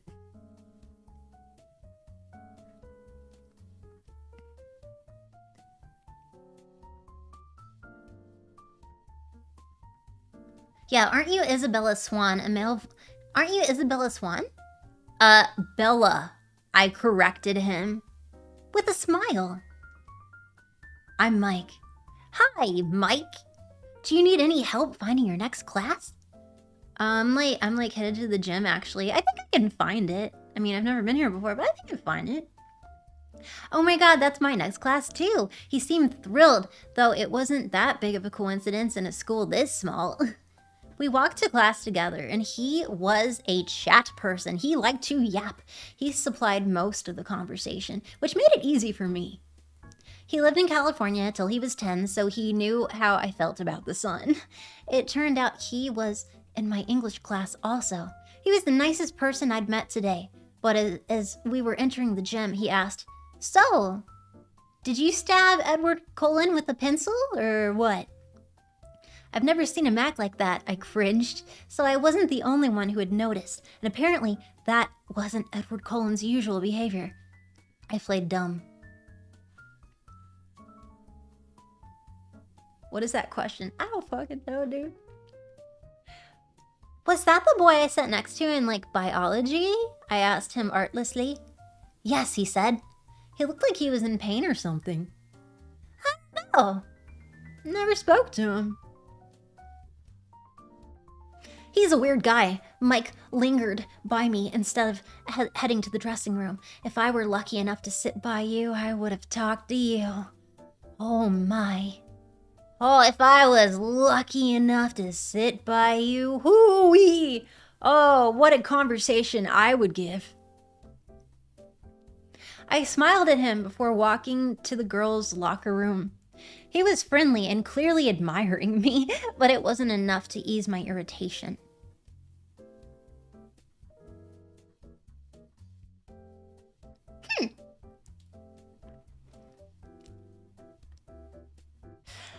The gym teacher, Coach Clapp, found me a uniform, but didn't make me dress down for day's class. At home, only 2 years of RE were required. I'm not sure. Here, PE was mandatory for all of the years. Forks was literally my personal hell on earth.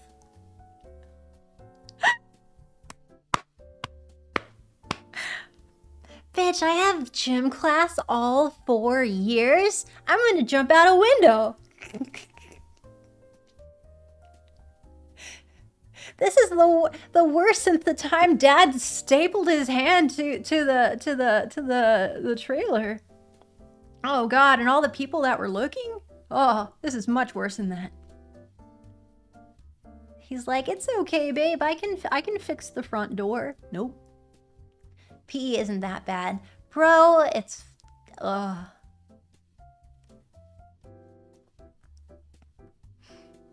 This is worse than the time that our dog ate that entire wheel of cheese and then he smelled weird for a month. This is the worst thing ever. Okay, I'll stop. Okay, I watched for... What? I thought that was funny. That was me. I watched 4 volleyball games running simultaneously, remembering how many injuries I had sustained and inflicted playing volleyball. I felt nauseous. The final bell rang at last. I walked slowly to the office to return my paperwork. The rain had drifted away, but the wind was strong and cold. I wrapped my arms around myself. When I walked into the warm office, I also turned around and walked back out. Edward Cullens stood at the desk in front of me. I recognized again that tousled bronze hair. He didn't appear to notice the sound of my entrance. I stood pressed against the back wall, waiting for the receptionist to be free. He was arguing with her in a low, attractive voice. I quickly picked up the gist of the argument. He was trying to trade from 6th hour biology to another time. Like any other time. I just couldn't believe that this was about me. It had to be something else. Something that happened before I entered the biology room. That look on his face must have been about another aggravation entirely. It was impossible that this stranger could take such a sudden, intense dislike of me. Because, you know, everyone wants to date me.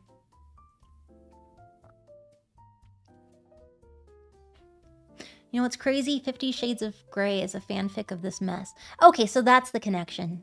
It's a fanfic of this mess made for soccer moms. Soccer moms who want to test out spanking in like blindfolds in the bedroom on like their husband's birthday. Written on a BlackBerry? Nice. He said in a low but sexy voice. Choke me like you hate me, but you love me. Oh my god, shut the fuck up, Bara. Stop! I'll die. Stop. By soccer moms, for soccer moms. Stop laughing! You can't die. You gotta read this tripe. Aw, man.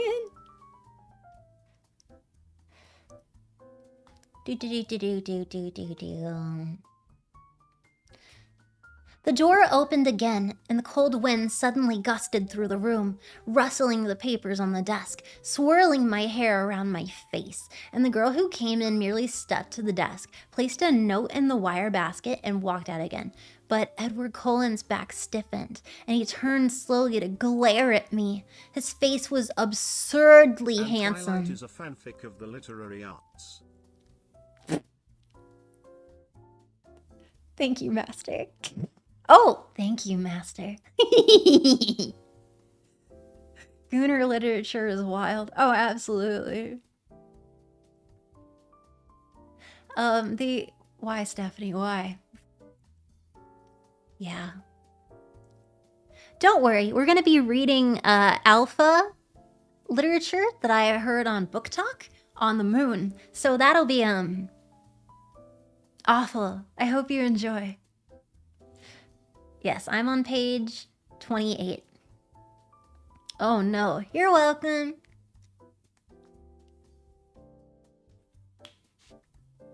Oh, Mel. Okay, perfect. Yeah, the Omegaverse with like Alpha and you'll see.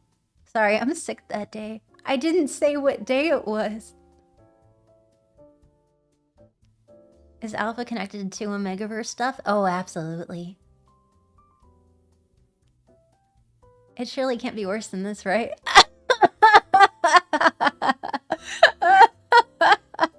Oh.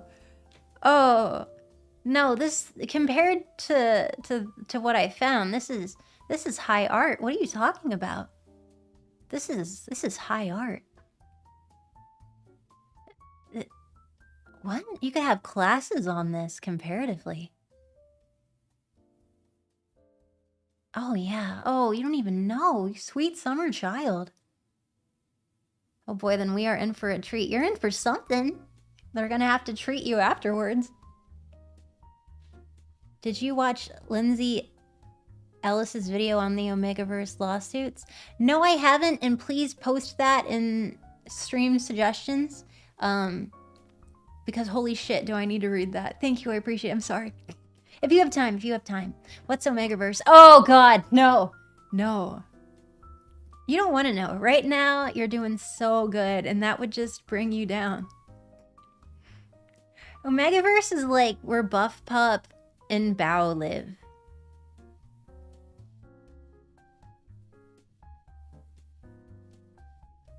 And several others.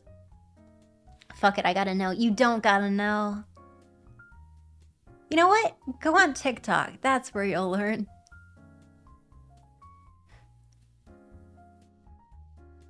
What's this? Wait, that's it? Omegaverse reverse media share. We would have to do it on the moon because you can't Omegaverse stuff, you can't play it on Twitch. It's too male breeding. Anywho,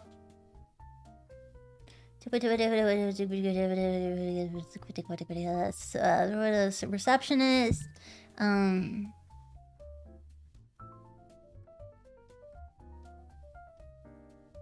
Okay, so the front desk is like, it's impossible. You can't change like midway in the semester. Dooley dooley do.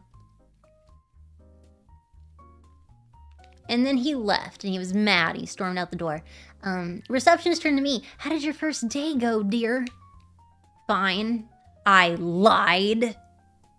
She didn't look convinced. When I got to the truck, it was almost the last car in the lot. It seemed like a haven, already the closest thing to home I had in this deep green hole. I sat inside for a while, just staring out of the windshield blankly, but soon I was cold enough to need the heater, so I turned the keys and the engine roared to life. I headed back to Charlie's house, fighting tears the whole way there.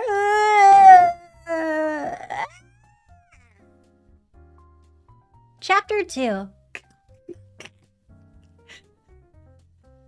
Oh no, not my deep green hole. Jeez. Yippee. That was chapter 1? Yeah, why? Yeah, why do you ask? Please no more. Dude, we haven't even gotten to the Dracula shit. Are you fucking kidding me? We gotta get to that. Are you kidding me? Green hole, you better get a doc to check that out. Oh, definitely. We haven't even gotten to the cringe yet. Are you kidding me? I'm already mentally hurt. Well, it's gonna be worse. Don't worry. That whole thing was a chapter 1? Yeah, and the font is like 16 or 18. This is like Snow Crash. It's incredibly dense because the verbiage. Instead of with Snow Crash, it's so fantastical and well written with such like so many things you have to like look up independently and like really deep dive into every single page. But with here, it's so stupid and monotonous that you get lost in every page as well. So there. Nope, right now we're actually reading Snow Crash. You're welcome. The next day was better. And worse! Great start, Stephanie. Great start. That's a great. This is the first line. That's great. Thank you. Mamma mia. What a start. Good old hero protagonist. Hey, if I delivered pizza, I'd need a sword too. Okay, the next day was better and worse. It was better because it wasn't raining yet, though the clouds are dense and opaque. It was easier because I knew what to expect of my day. Mike came to sit by me in English and walked me to my next class. Oh my god. With chess club Eric glaring at me all the while. People didn't look at me quite as much as they had yesterday. I sat with a big group of lunch that like included Mike, Eric, Jessica, and several other people whose names and faces I now remembered. She's improving. I began to feel like I was treading water instead of drowning in it. Okay, Bella. It was worse because I was tired and I still couldn't sleep when the wind was like echoing against the house. It was worse because Mr. Varner called on me in trig when my hand wasn't raised and I had the wrong answer. I was miserable because I had to play volleyball. And one time, I didn't cringe out of the way of the ball. I hit my teammate in the head with it. And it was worse because Edward Cullen wasn't in school at all. After morning, I was dreading lunch, like fearing his bizarre glares. Part of me wanted to confront him and demand to know what his deal was. While I was lying sleepless in my bed, I even imagined what I would say, but I knew myself too well to think I would really have the guts to do it. I made the Cowardly Lion look like the Terminator. Yeah, guys, this is the prequel to Snow Crash. Didn't you know that? Page 31. What? Mel, I'm scared. Good. Her life is over. She had to play volleyball. Time to defenestrate. Mel, why do you hate us? You're so cute, all of you, and I want to pinch your little cheeks and send your minds to the void. I'm shocked you read Snow Crash. It's almost like I like sci-fi. It's almost like that's my vibe. It's almost like I like robots and and psychological futuristic things like the Ghost in the Shell. It's almost like my motif, my lore is, you know, a corrupted AI. It's almost like my logo isn't a parody or homage to the Laughing Man. It's almost like, you know what? It's fine. But yeah, Snow Crash is great. It's a fantastic read. And they called it. They called a lot of it. I mean, he called VR chat like what, decades before VR chat existed.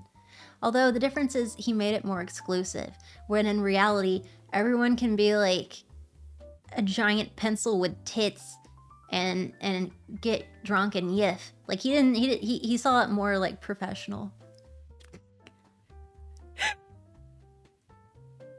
Melody, what? What? What? What? I'm just talking about Snow Crash. Aw, thank you.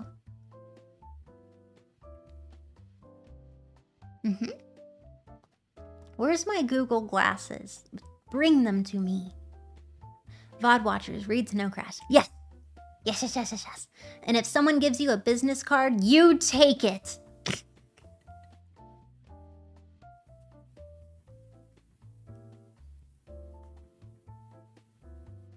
I am unreasonably happy to know you intended the logo to pay homage to the Laughing Man. Yeah, I'm the Laughing Bunny. Oh God, I feel like I was being bitchy at that one person saying like, it's almost like, no, I didn't mean it in that sort of way. I'm stuck in Bella's voice, my apologies. I'm stuck in the voice of a whiny Forks High School person, my apologies.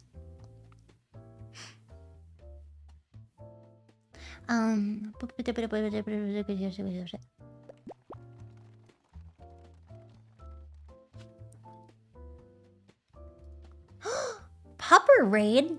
Oh my good golly gosh. Hello, hello, hello. Oh my. Welcome, raiders.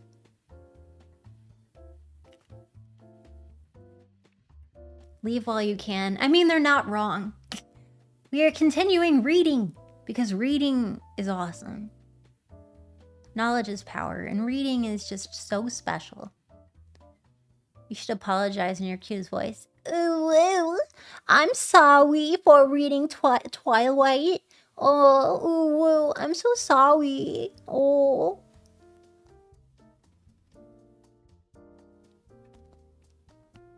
I'm just a little quinge. Oh. Not cute enough. I don't know what to tell you, man. Okay, I made the Cowardly Lion look like the Terminator. But when I walked into the cafeteria with Jessica, trying to keep my eyes from sweeping the place for him and failing entirely, I saw that his 4 siblings of sorts were sitting together at the same table, and he was not with them. Mike intercepted us and steered us to the table. Jessica seemed elated by the attention, and her friends quickly joined us. But as I tried to listen to their easy chatter, I was terribly uncomfortable, waiting nervously for the moment he would arrive. I hoped that he'd simply ignore me when he came and prove my suspicions false. But he didn't come! Whoa. And as time passed, I grew more and more tense. I watched biology with more confidence when by the end of lunch, he still hadn't showed. Oh my God. Mike, who was like taking on qualities of a golden retriever, walked faithfully by my side to class. I held my breath at the door, but Edward Cullen wasn't there either. I exhaled and went to my seat. Mike followed, talking about an upcoming trip to the beach. He lingered by my desk till the bell rang. Then he smiled at me wistfully and went to sit by a girl with braces and a bad perm. Mean, Bella. It looked like I was going to have to do something about Mike, and it wouldn't be easy. In a town like this, where everyone lived on top of everyone else, diplomacy was essential. I had never been enormously tactful, I had no practice dealing with overly friendly boys.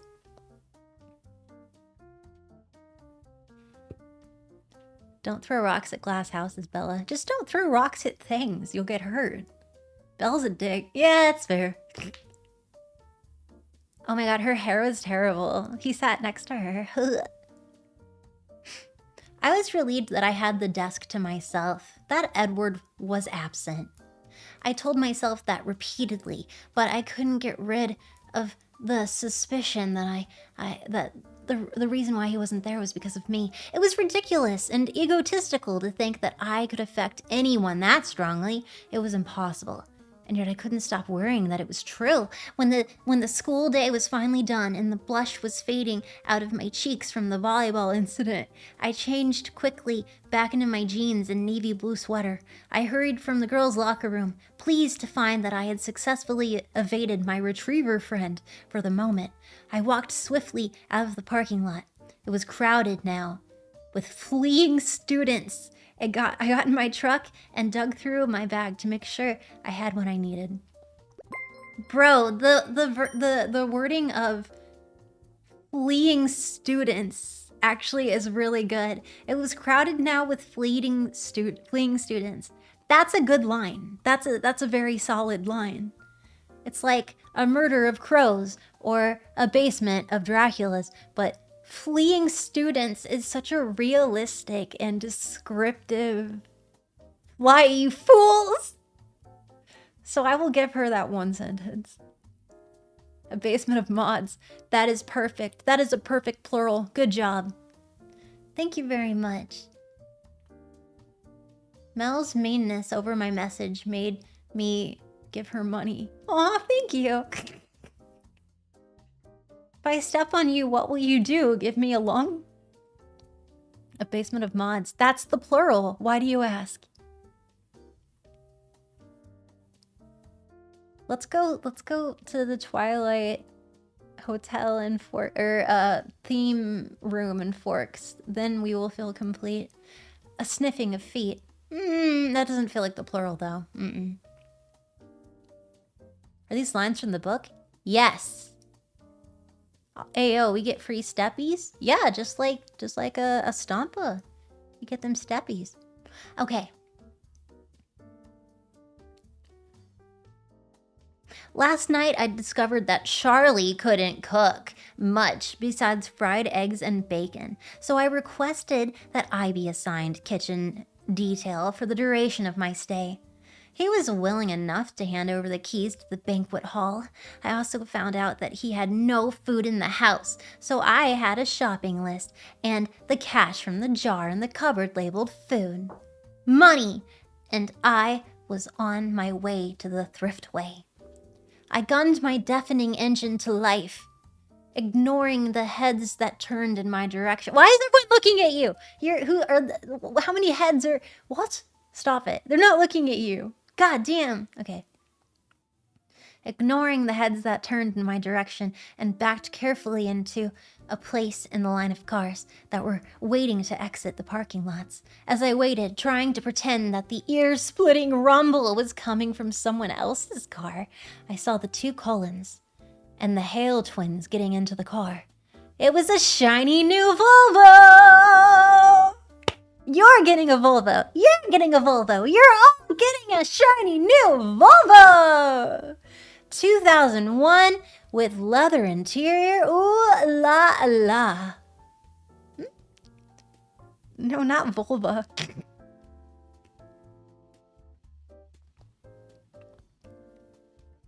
No way, is shine Volvo? Yeah, dude. Bro, this book was 2005. Okay, it's 2005. Shining Volvo. I love my Volvo. How did you get your moms to shine so well? Wow. Mel's now my favorite person to hate. Thank you. Shiny new vulva. Of course, I hadn't noticed their clothes before. I'd been too mesmerized by their faces. Now that I looked, it was obvious that they were all dressed exceptionally well. Simply, but in clothes that subtly hinted at designer origins. Ooh, with the remarkable good looks, the style with which they carried themselves, they could have worn dish rags and pulled it off. It seemed excessive for them to have both looks and money, but as far as I could tell, life worked that way most of the time. It didn't look as if it brought them any acceptance here, though. No, I shan't believe it. The isolation must be their desire. I couldn't imagine any door that wouldn't be opened by that degree of beauty. They looked at my noisy truck as I passed them in their shiny new Volvo. Just like everyone else, I kept my eyes straight forward and relieved when I finally was free of the school grounds. The thriftway was not far from the school, just a few streets south off the highway. It was nice to be inside the supermarket. It felt normal. I did the shopping at home and I fell into a pattern of the familiar task gladly. The store was big enough inside that I couldn't hear the tapping of the rain on the roof to remind me where I was. When I got home, I unloaded all the groceries, stuffing them in wherever I could find an open space. I hope Charlie wouldn't mind. I wrapped potatoes in foil and stuck them in the oven to bake, covered a steak and marinated, and balanced it on top of a carton of eggs in the fridge. When I was finished with that, I took my book bag upstairs. Before starting my homework, I changed into a pair of dry sweats, pulled my damp hair up into a ponytail, and checked my email. I had 3 messages. Bella! My mom wrote, "Write me as soon as you get this. Tell me how your flight was. Is it raining? I miss you already. I'm almost finished packing for Florida. But I can't find my pink blouse. Do you know where I put it? Phil says hi, Mom." I sighed and went to the next. It was sent 8 hours after the first. Bella, why haven't you emailed me yet? What are you waiting for, Mom? The last one was from this morning. Isabella Swan, if I haven't heard from you by 5:30 p.m. today, I'm calling Charlie. I checked the clock. I still had an hour, but my mom was well known for jumping the gun. Mom. Calm down. I'm writing right now. Don't do anything rash. Bella. I sent that and began again. Mom, everything's great. Of course it's raining. I was waiting for someone to write about it. School isn't bad, just a little repetitive. I met some nice kids who sit by me in lunch. Your blouse is at the dry cleaners. You were supposed to pick it up Friday. Charlie bought me a truck, can you believe it? I love it. It's old, but like really sturdy, which is good, for me. I miss you too. I'll write again soon, but I'm not going to check my email every 5 minutes. Relax and breathe, Bella.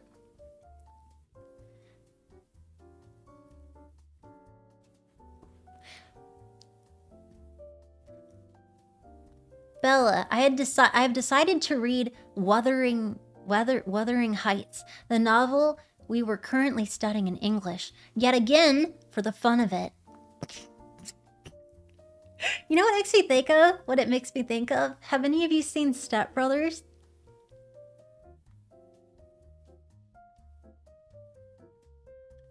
Bro, when they're doing like the family dinner and stuff, and he's like it wasn't when they were singing in the car. It's like when he's like, yeah, I'm all successful. And then I did that, and then I got my realtor license just for shits and gigs. What are you doing?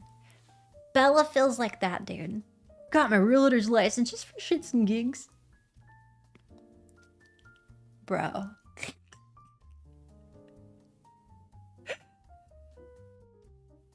Nice. He's smashing the... accurate. Not wrong. I'm not wrong, no. Okay. Yet again for the fun of it. And that's what I was doing when Charlie came home. Okay, so she's at home and she's on her bed and she's sulking, reading Wuthering Heights and crying. I lost track of time and I hurried downstairs to take the potatoes out and put the steak in to broil. Bella, my father called out when he heard me on the stairs. Who else, I thought to myself. Hey, Dad, welcome home. Thanks. He hung up his gun. Like what? Where do you hang on a hat rack? Give a little kiss and you put on the hat rack? How do you hang up your little gun? Eh? Gonna put it, take off its holster? Take off your shoes, stay a while. You be a little gun? Oh yeah, you're good. I'm gonna clean you later. Yes, I am. You're a dirty little gun. You just hang up here and then, okay, we'll talk later. Shh, shh, shh. Okay. What's for dinner, Bella?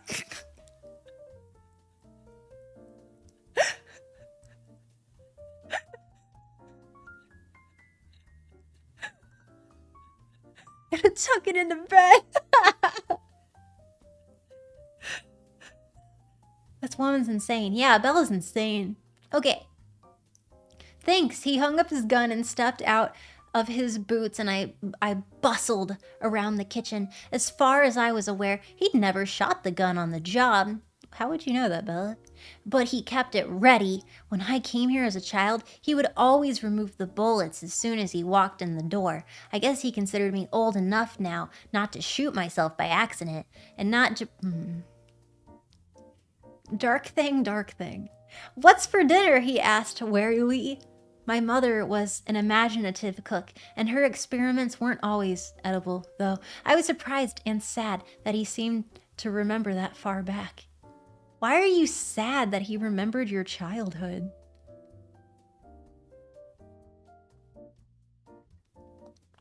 I love that it's like when he came home and I was a toddler, he'd take the bullets out.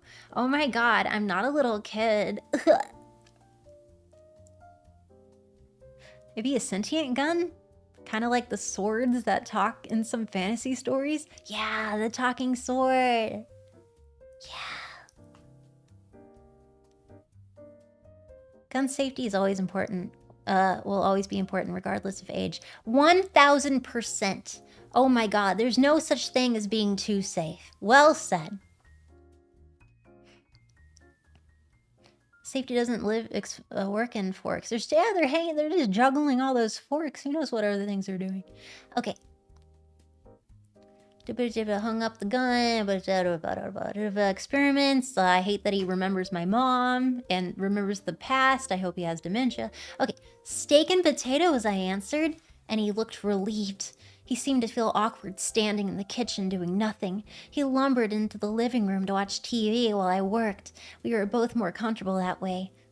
He made a salad with the steaks cooked and set the table. I expected him in when dinner was ready, and he sniffed appreciatively as he walked into the room. Smells good, Belle. Thanks. We ate in silence. It wasn't uncomfortable, though. Neither of us was bothered by the quiet. In some ways, we were really well suited for living together and just like not talking. Just kind of like vibing. It was a good situation. Hello.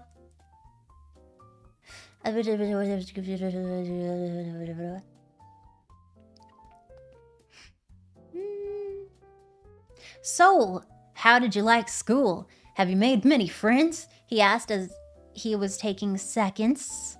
Dad. Well, I have a few classes with a girl named Jessica.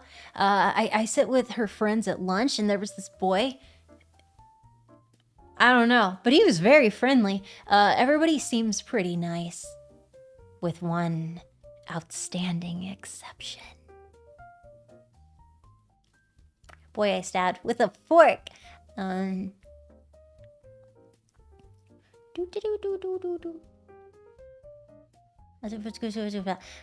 That must be Mike Newton. Nice kid, nice family. His dad owns the sporting goods store just outside of town. He makes a good living off all those backpackers who come through here. That's really interesting. Do you know the Cullens family? Dr. Cullens family? Sure. Dr. Cullen's a great man. They're, the kids, though. Kids are a little different. They don't seem to fit in very well in, like, a school setting. Kids look a little different.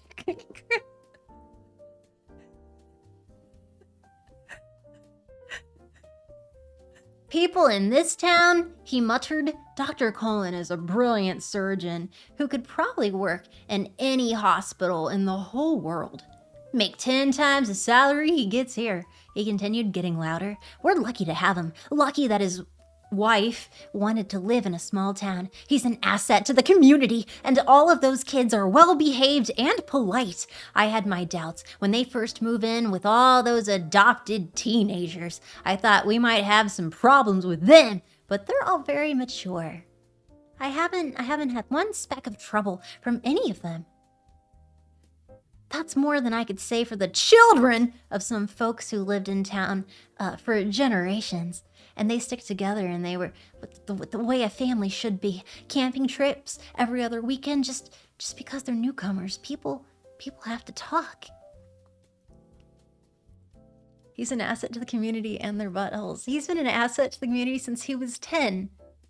10 years ago. Is he having an episode? I guess so. 20s and a surgeon. He's Detective Conan. Great asset. Great assets. It was the longest speech I'd ever heard Charlie make.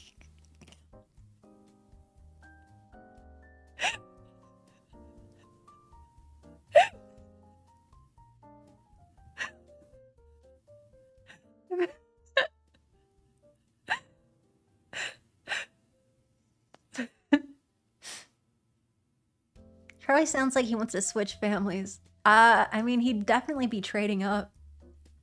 Go on, okay. I backpedaled.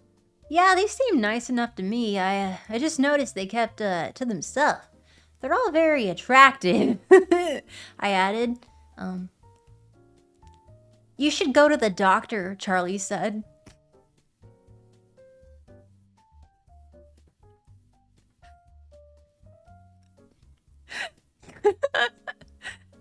You should go see the doctor, Charlie said, laughing. It's a good thing he's happily married. A lot of the nurses at the hospital have a hard time concentrating on their work around him because, you know. We lapsed back into the silence after that, and we finished eating. He cleared the table. I started on the dishes. He went back to the TV, and after I finished washing the dishes by hand, no dishwasher, bleh, I went upstairs unwillingly to work on my maths homework. I could feel a tradition in the making. Ugh. The night, it was fairly quiet. I fell asleep, exhausted. The rest of the week was uneventful. I got used to the routine of my classes. By Friday, I was able to recognize, if not name, almost all of the students at school. And Jim, the kids on my team, learned not to pass me the ball. And to stop quickly in front of me if the other team tried to take advantage of my weakness. I happily stayed out of their way. Edward Cullen was not back at school. I feel that. Hey, yo, don't pass me the ball. I'm a pacifist. I'm an observer. Every day I watched anxiously until the rest of the Cullens entered the cafeteria without him. Then I could relax and join in the lunchtime conversation. Mostly it centered around a trip to the La Push Ocean Park in 2 weeks, and Mike was putting it together. I was invited, and I had to agree, more out of politeness than desire. Beaches should be hot and dry, not Washtonian. Blech. My first weekend in Forks passed without incident. Charlie, unused to spending time in this unusually empty house, worked most of the time. I cleaned the house, got ahead of my homework, and wrote my mom more bogusly cheerful emails. I did drive to the library Saturday, but it was so poorly stocked that I didn't even bother to get a card. I would have to get a date to visit Olympia or Seattle soon and find a good bookstore. I wondered idly what kind of gas mileage the truck got. And then I shuddered at the thought.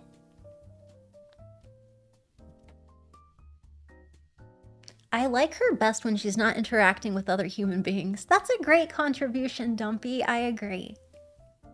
8 miles per gallon? Nice. 8 horses. I like her better when she's not interacting with human beings. That's really funny. Yeah, I mean, it's gonna be lower the older it is, too. Okay.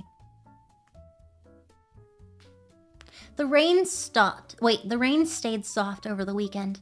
Quiet, so I was able to sleep. People greeted me again in the parking lot Monday morning. I didn't know all their names, but I waved back and smiled. It was colder this morning, but at least it wasn't raining. In English, Mike took his accustomed seat by my side. We had a pop quiz on Wuthering Heights. It was straightforward and very easy. Everything was easy. All in all, I was feeling a lot more comfortable than I had thought I would feel at this point. More comfortable than I'd expected. When we walked out of class, the air was full of swirling bits of white. I could hear people shouting, excited to each other. The wind bit at my cheeks, my nose. Wow, Mike, it's snowing! I looked at the little cotton fluffs that were building up alongside the sidewalk and swirling erratically past my face.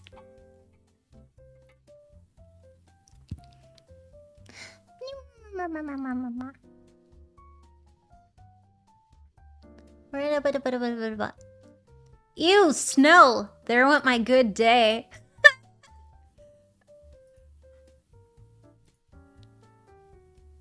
I'm gonna save this too. Save. Brilliant.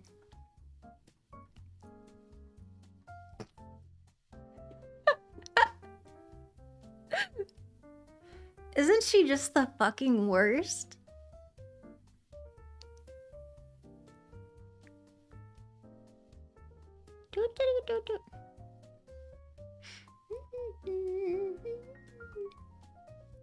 Give me a second. Boop. Bro, how you hate snow? I don't know. In the movie, she came from Arizona, and how the movie like began, she's holding a cactus. All she has is she's holding a cactus, and she's like, I'm from Arizona. Can't you tell? This is gonna suck. Everything sucks, and I am so average. People are gonna spit on me. At least I've got this big cactus that I assume sat in a second seat on the airplane. I'm not really sure. You love snow until you have to deal with it. Yeah, move to Canada. A cactus means you're from Arizona? Yes, that's what the movie has led me to believe. Cactus mean if you're from Arizona, you always walk around with at least one pet cactus. And you put little sunglasses on it and googly eyes.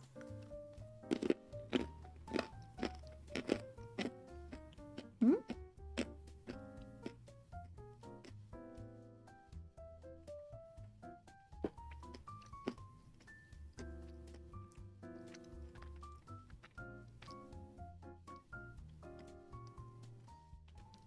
Does Texas count? Then you need a hat. Hmm? I don't have a cactus.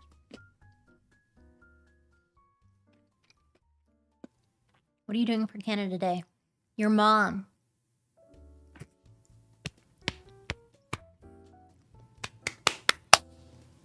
Nice. My mom named my cactus Pedro. We have a Pedro, we have a Spiny. Got some cactus people.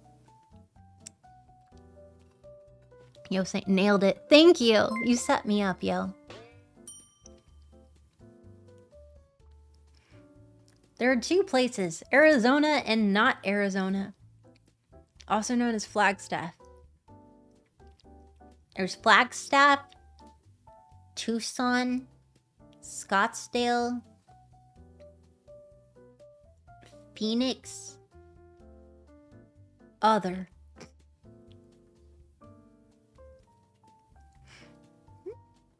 Resist the cactusy. Don't fuck a cactus, please. Don't do that. Mesa.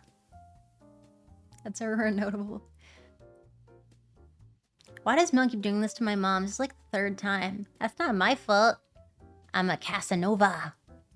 Not like the literary Casanova, but like the more commonly understood Casanova. Okay. Ew! It's snowing. There went my good day. He looks surprised. Don't you like snow? No.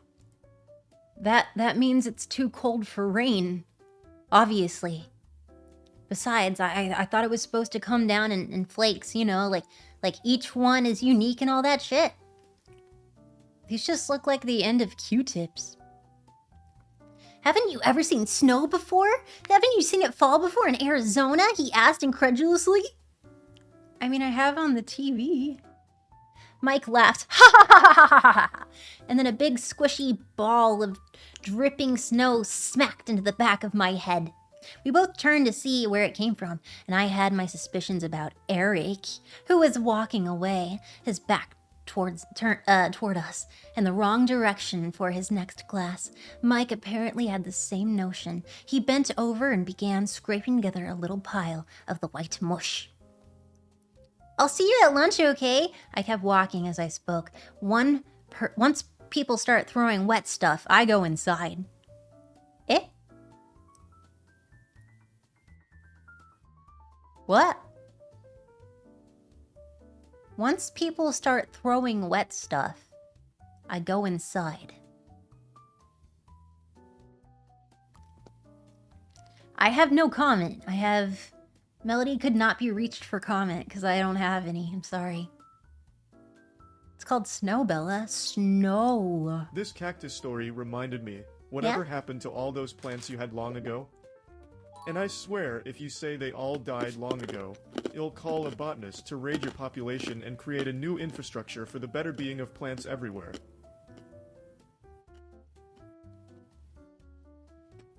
You know what?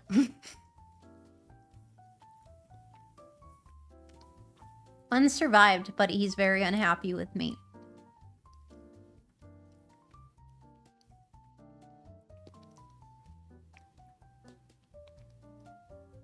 Hey, the one you put outside is still fine, right? Yeah, so far. Why do you kill a cactus? I don't know, lower its self-esteem? It needs nourishment, but only occasionally, so I guess just, like, be rude. Whittle it down until all of its spikes fall out. Anywho. Once people start throwing wet stuff, I go inside. He just nodded, his eyes on Eric's retreating figure. Throughout the morning, everyone chattered excitedly about the snow. Apparently, it was the first snowfall of the new year. I kept my mouth shut. Sure, it was drier than rain until it melted into your socks. Why are you walking around without shoes, bitch? I walked alertedly to the cafeteria with Jessica after Spanish. Mush balls were flying everywhere. I kept a binder in my hands, ready to use it as a shield if necessary. Jessica thought it was hilarious. Everyone stood up and clapped, but something in my expression kept her from lobbing a snowball at me instead. Mike caught up to us and walked in the doors, laughing with ice melting the spikes in his hair. What? He and Jessica were talking animatedly about the snow fight as we got in line to get food. I glanced toward the table in the corner out of habit, and then I froze where I stood. There was 5 people at the table!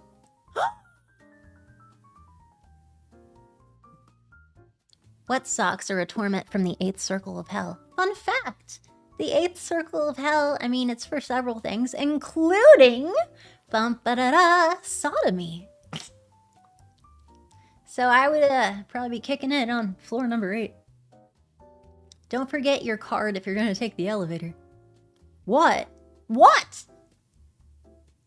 Look out for sodomy. I hear they have cake there. Jessica pulled on my arm. Hello, Bella, what do you want? I looked down. My eyes were hot. I had no reason to feel so self-conscious. I reminded myself I hadn't done anything wrong. I mean, I only like slashed his tires like once. Like, ugh. It was a Volvo. Of course, you'd be down on level 8. What's up? I'm dabbing. You can't tell. Well, it'd probably be on level 2. Where's the one with all those floating babies? That's hilarious. Actually, I think that's the intro. I think that's Limbo. Welcome to hell. These are our flying babies.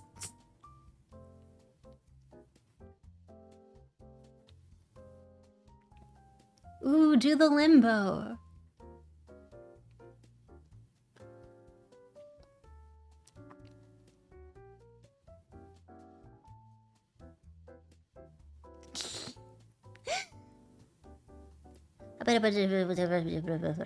So her eyes were hot. What's with Bella? Mike asked Jessica. Nothing, I answered. I'll just get a soda today. Aren't you hungry? Actually, I feel a little sick, I said, my eyes still on the floor. I waited for them to get their food and then followed them to the table, and my eyes on my feet. Okay, first your eyes were hot, and now they're on her feet. She should probably see the nurse. Her dad was right. I sipped my soda slowly, my stomach churning. Twice, Mike asked, with unnecessary concern, how I was feeling. Bleh! We gotta get rid of this Mike guy. For real, he is insufferable. Guys.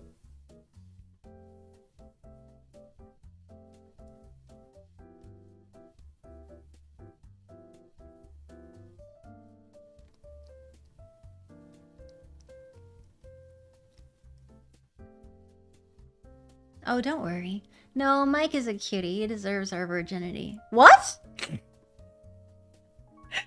Excuse? You're better than this, Mike. Oh, thank you. The Mike slander. You guys are so team Mike. Pump the brakes there, chat. Kept asking, like, unnecessarily concerned about me, clutching my flipping stomach. How dare they? I told him it was nothing, but I was wondering if I should play it up and escape to the nurse's office for the next hour. Ugh, ridiculous. I shouldn't have to run away. Thank you. I decided to permit myself one glance at the Cullen family's table. If he was glaring at me, I would skip biology, like the coward that I was. I kept my head down and glanced up under my lashes. What's with her, spying through her hair? None of them were looking this way. I lifted my head a little. They were laughing? Edward, Jasper, Emmett all had their hair entirely saturated with melting snow. Alice and Rosalie were leaning away as Emmett shook his dripping hair towards them. They were enjoying the snowy day, just like everyone else. Only they looked more like a scene from a movie than the rest of us. But aside from the laughter and playfulness, there was something different, and I couldn't quite pinpoint what the difference was. I examined Edward the most carefully. His skin was less pale, I decided. Flushed from the snow fight, maybe? And the circles under his eyes were way less noticeable. But there was something else, I pondered, staring, trying to isolate the change. Bella, what are you staring at? At this precise moment, his eyes flashed over to meet mine. I dropped my head, letting my hair fall to conceal my face, and I was sure, though, in that instance our eyes met, and he didn't look harshly or unfriendly as he had in the last time I saw him. He looked merely curious, unsatisfied in some way. Hey, my eyes are up here. No, the table's down here, bro. Oh my god, Edward Cullen is staring at you. Does he look angry? No. Huh, I don't think he hates me then.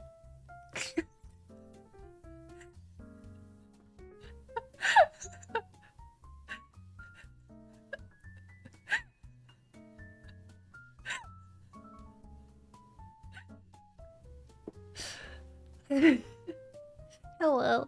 I don't think I don't think he likes me, I confided. I still felt queasy, and I put my head down on my arms. Oh, don't worry. The Cullens don't like anybody. But he is actually staring at you, so I don't know what to tell you there. Stop looking at him, I hissed. She giggled, but she looked away. I raised my head enough to make sure that she did, contemplating violence if she resisted.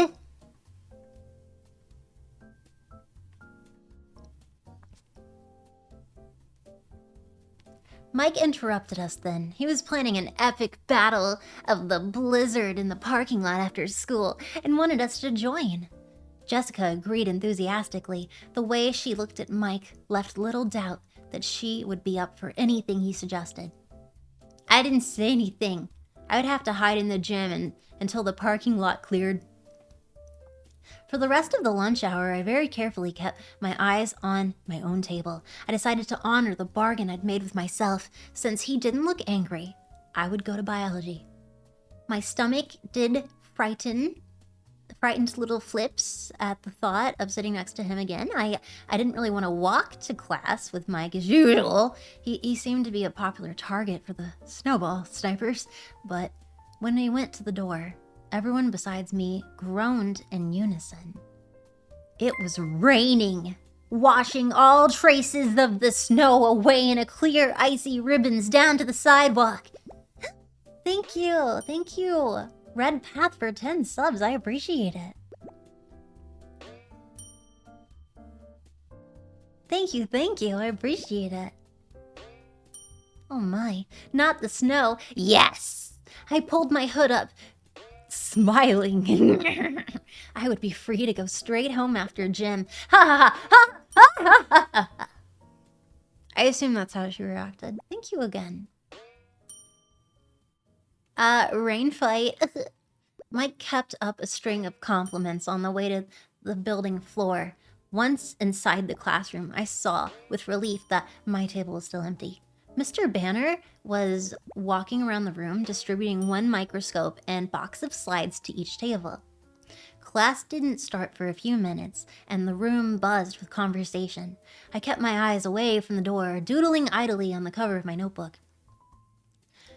I heard very clearly when the chair next to me moved, but my eyes stayed carefully focused on the pattern I was drawing. I assume it was that weird S pattern, you know? Like with all the straight lines. I think it was that. I think that's what she was drawing, but a lot of them.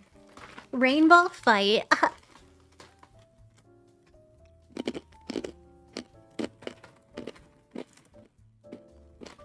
Mm-hmm.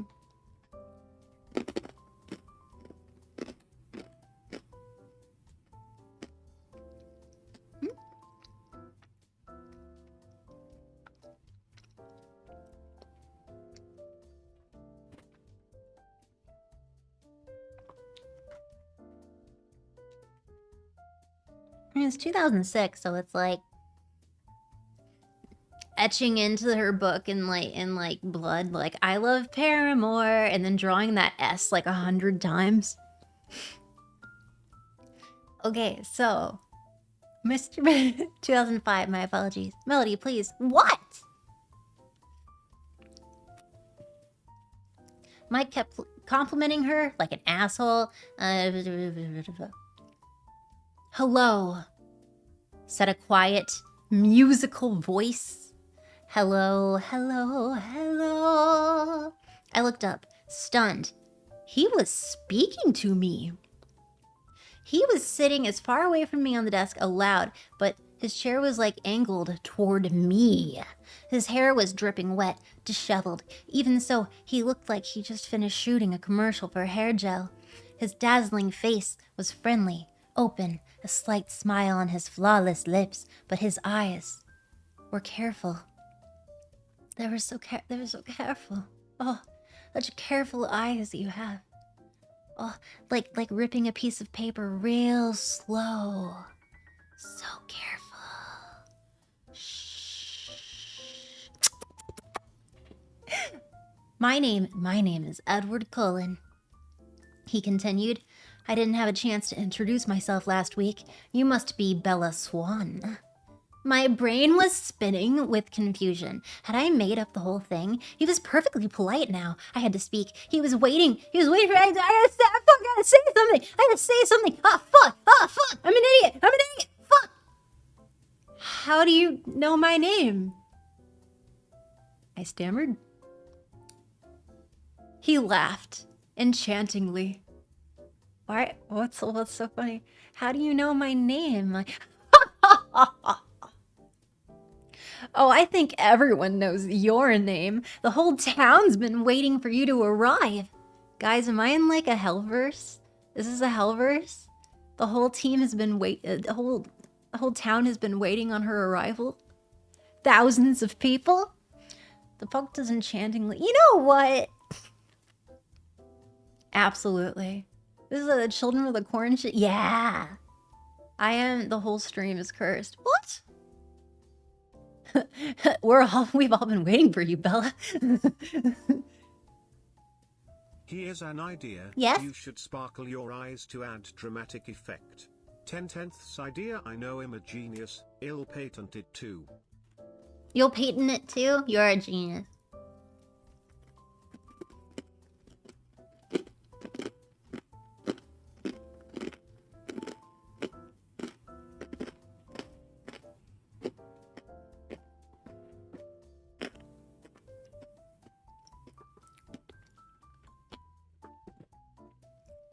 The whole town's been waiting for you. I grimaced. I knew it.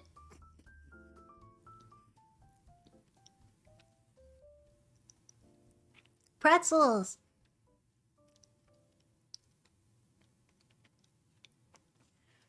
No, I persisted stupidly. I meant, why did you call me Bella? Do you prefer Isabella? No. I like Bella. But I think my dad, he calls me Isabella behind my back, and I guess then again he did name me that. That's why everyone here seems to know me as. You know what? I tried to explain feeling like an utter moron. Okay.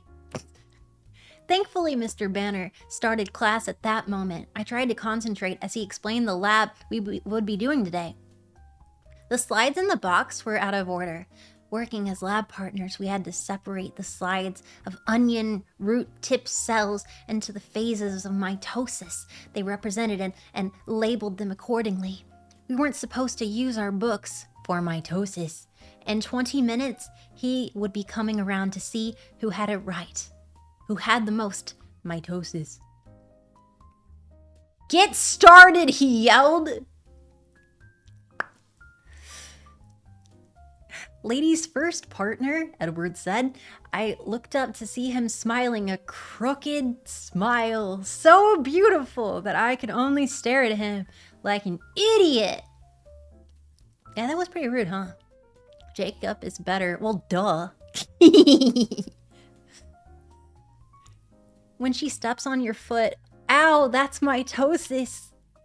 Oh shit, I'm late for school. I'm gonna mitosis. Edward. Or I could start if you wish. The smile faded. He was obviously wondering if I was all the way there. No, I said flushingly. I'll go ahead. I was showing off just a little. I'd already done this lab, and I knew what I was looking for. It should be super easy. I snapped the first slide into place under the microscope and adjusted it quickly to 40x objective. I studied the slide briefly. My assessment was confident. Prophase. Bro, is she like is she like Sherlock?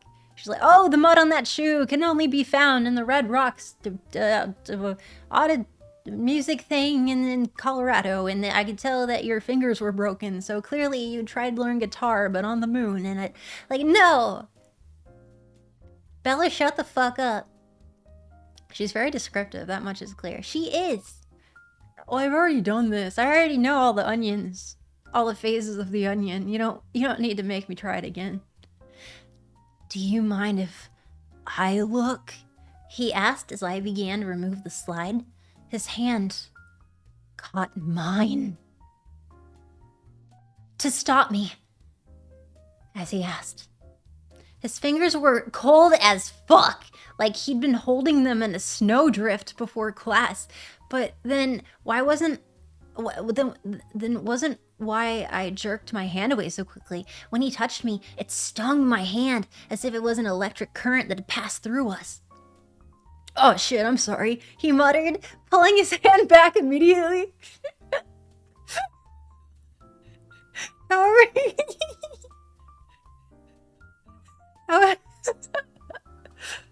oh shit.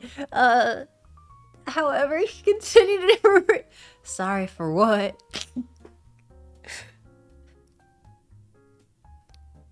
My daddy told me to be proud of my Preface, especially when it's all mitosis and all. Your daddy was right about mitosis. Sometimes, when I pull out the onion, I break the skin. Well, my daddy taught me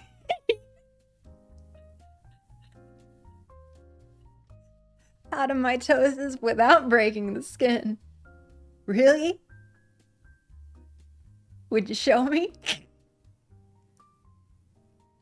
I'd be right happy to.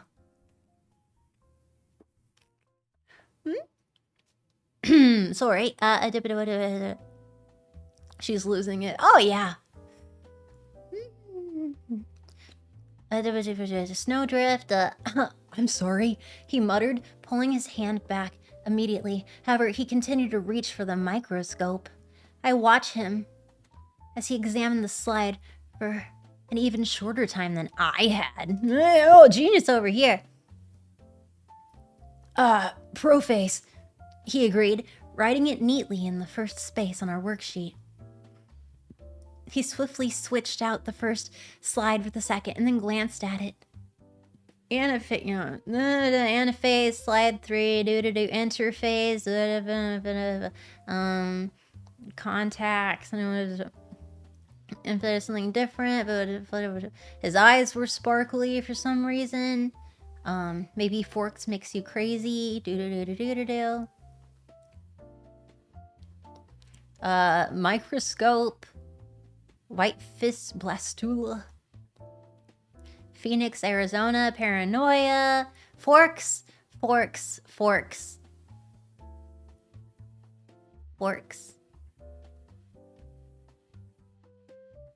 Okay, here we go. It's too bad about the snow, isn't it? Edward asked. I had the feeling that he was forcing himself to make small talk with me. Paranoia swept over me again. It was like he had heard my conversation with Jessica at lunch and was trying to prove me wrong. Not really. No, I answered honestly instead of pretending to be normal like everyone else, because I'm abnormal. I'm not like the other Forksians.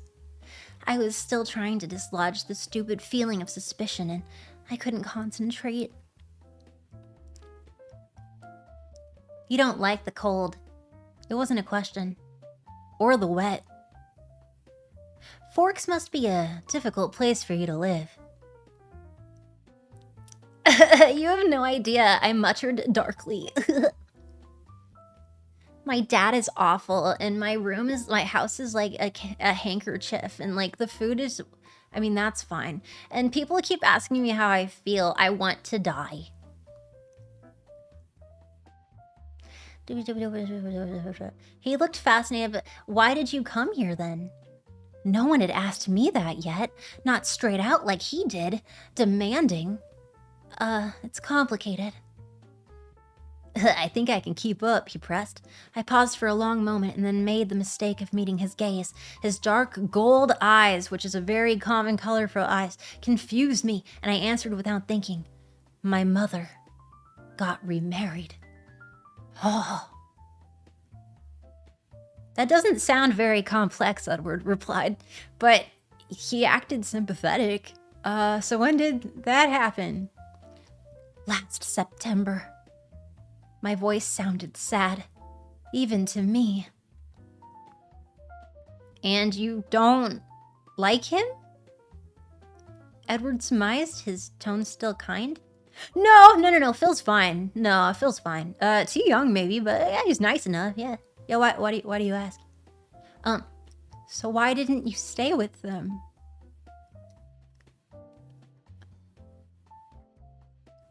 I couldn't fathom his interest, but he continued to stare at me when penetrating my eyes as if my dull life story was somewhat vitally important to him.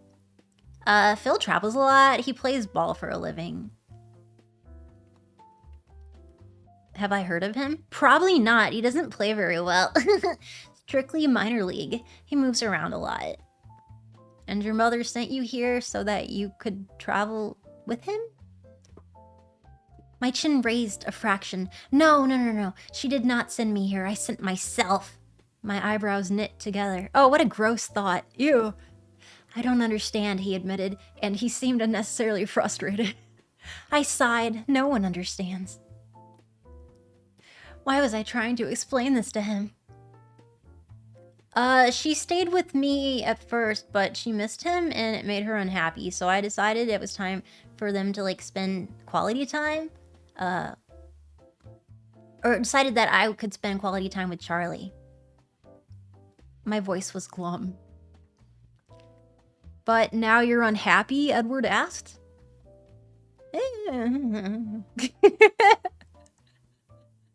I walk a lonely road, the only road that I will never know. Jesus Christ, I feel bad for Edward here. I do too. You're like you only have so much to work with. He's trying. Edward, run. Oh, God.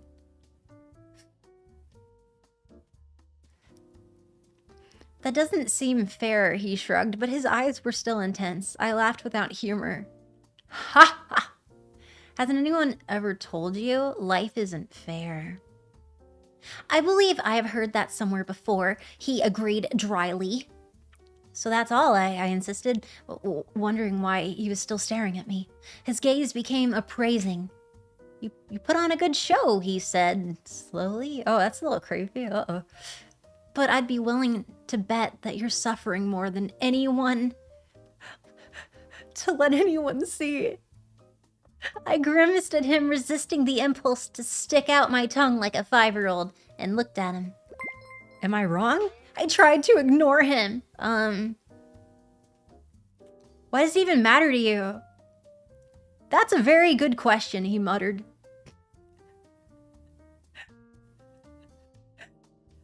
I scowled at it. Thank you. Thanks, ODS. I got that golden eye. Ba-da-da-da-da-da-da-da.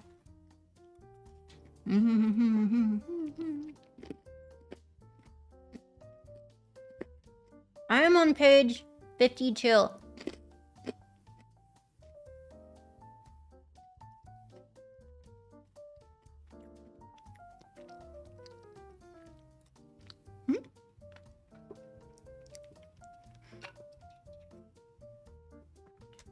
How many pages are there?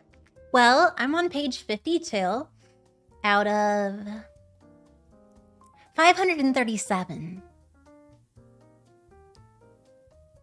537,600 wishes. Fuck. I'm not reading all of it. I'm getting to 100 and then bailing. This is quality content I subbed for. Yes, but was that really the right decision for you? Ask your doctor if Melody is right for you. They'll probably say no.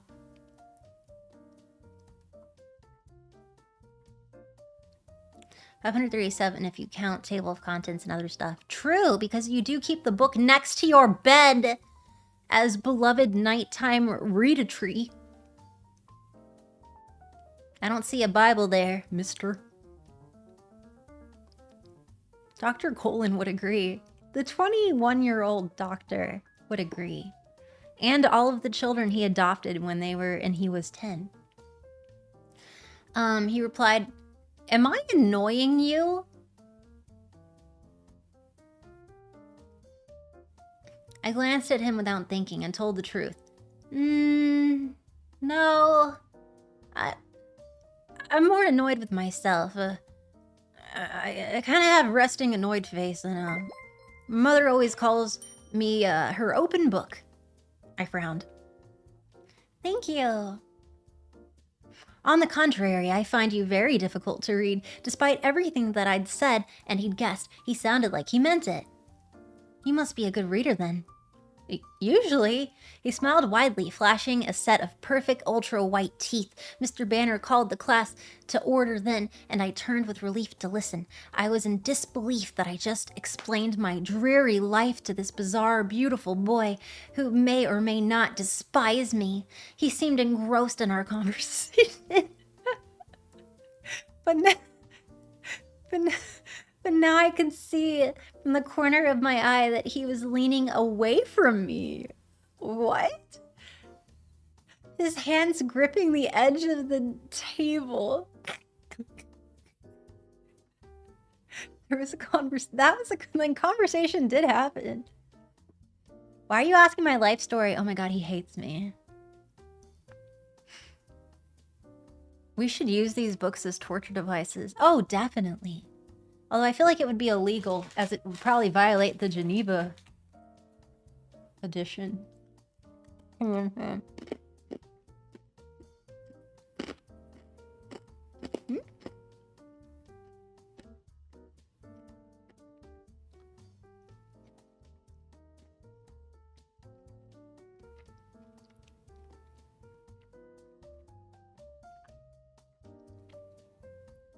Oh, Frosted.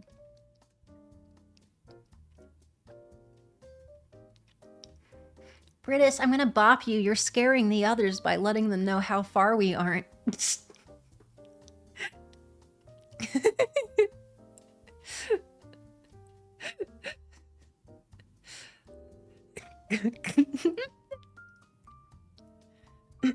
So is this shiny vulva a direct result of the Geneva condition? I'm gonna kick you so hard. Okay, right in the shin. Oh, it's gonna bruise. Engrossed in my conversation. Try up here. Attentive class. Mike skipped.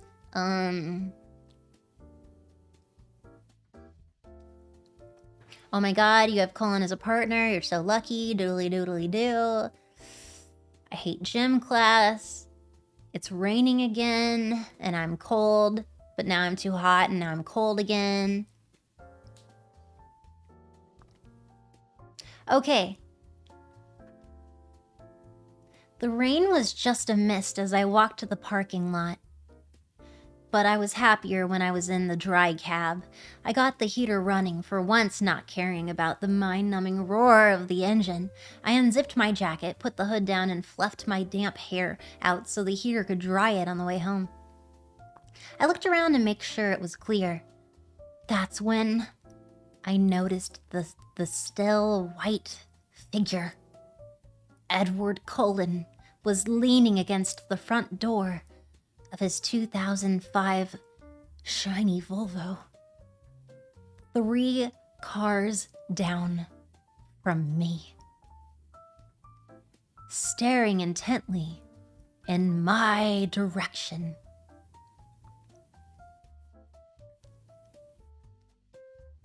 I swiftly looked away and threw the truck into reverse after almost hitting a rusty Toyota Corolla. In haste, luckily for the Toyota Corolla, I stomped on the brake in time. It was just the sort of car that my truck would make into scrap metal. I took a deep breath, still looked out the other side of the car and cautiously pulled out again.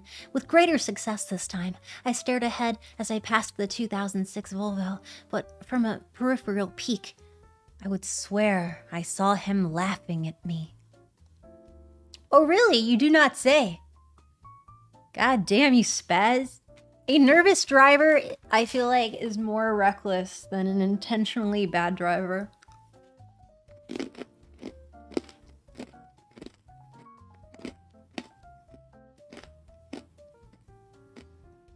Always pull out cautiously. That's what she said.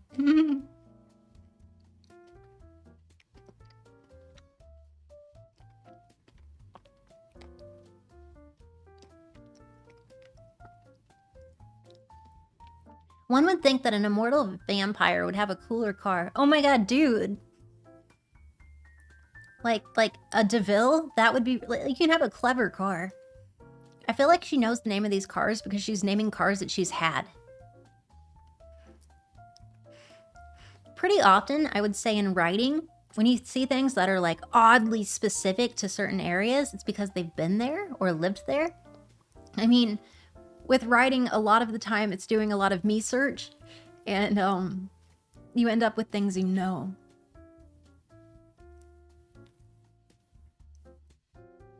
So I feel like her or a family member or a lover or a friend had these cars. You own a Corolla? Good mileage. Good kilometrage.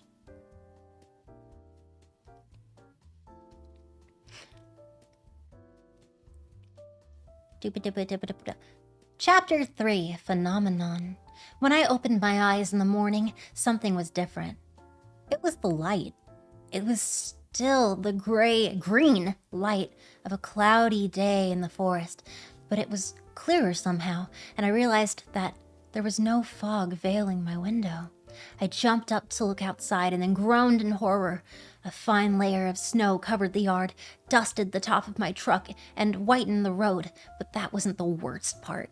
All the rain from yesterday had frozen solid, coating the needles of the trees into fantastic, gorgeous patterns and making the driveway a deadly ice slick. I had enough trouble not falling down when the ground was dry.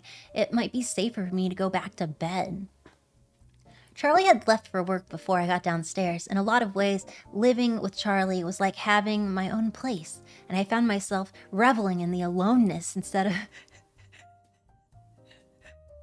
Charlie left for work before I got downstairs. In a lot of ways, living with Charlie was like having my own place, and I found myself reveling in the aloneness. Bella, you absolute delight. You're something.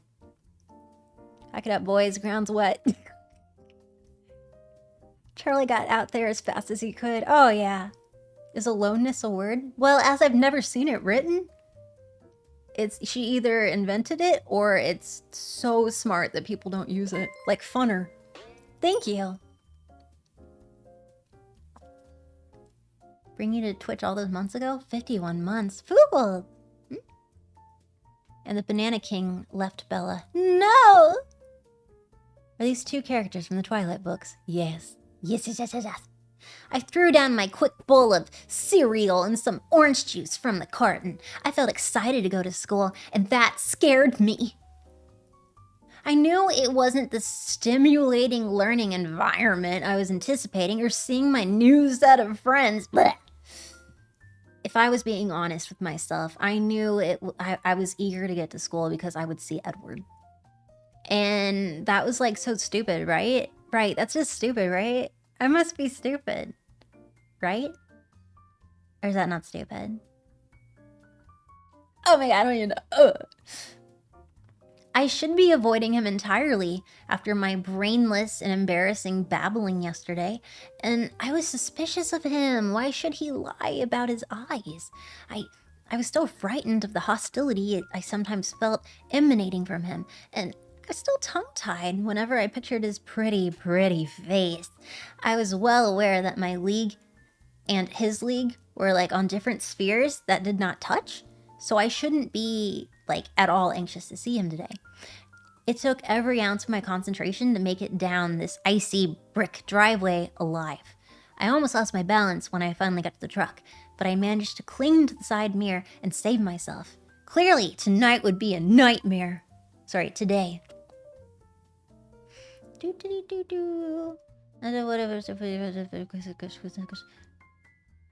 Clumsiness, Eric, truck, school.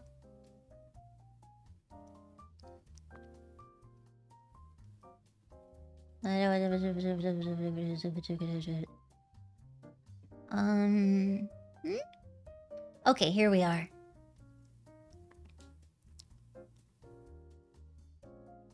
The back of the truck, carefully holding the side of the...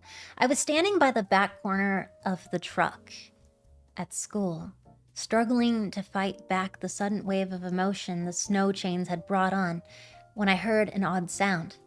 It was a high-pitched screech, and it started fast before painfully becoming louder, and I looked up, startled. I saw several things simultaneously. Nothing was moving in slow motion, the way it does in the movies. Instead, the adrenaline rush seemed to make my brain work much faster, like Spider-Man, and I was able to absorb in clear detail several things at once.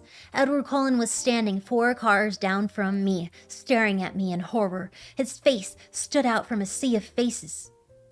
More faces, all frozen in the same mask of shock. But of more immediate importance, with the dark blue van that was skidding, tires locked and squealing against the brakes, spinning wildly across the ice, through the icy parking lot. It was gonna hit the back corner of my truck, and I was standing between them. I didn't even have time to close my eyes. Oh shit! Oh fuck! Ah!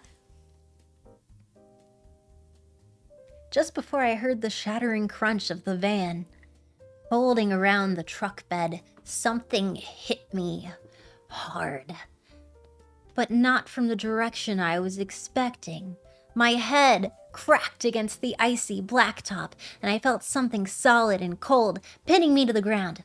I was lying on the pavement behind the tan car I'd parked next to, but I didn't have a chance to notice anything else, because the van was still coming. It had curled gratingly around the end of the truck and, still spinning and sliding, was about to collide with me again.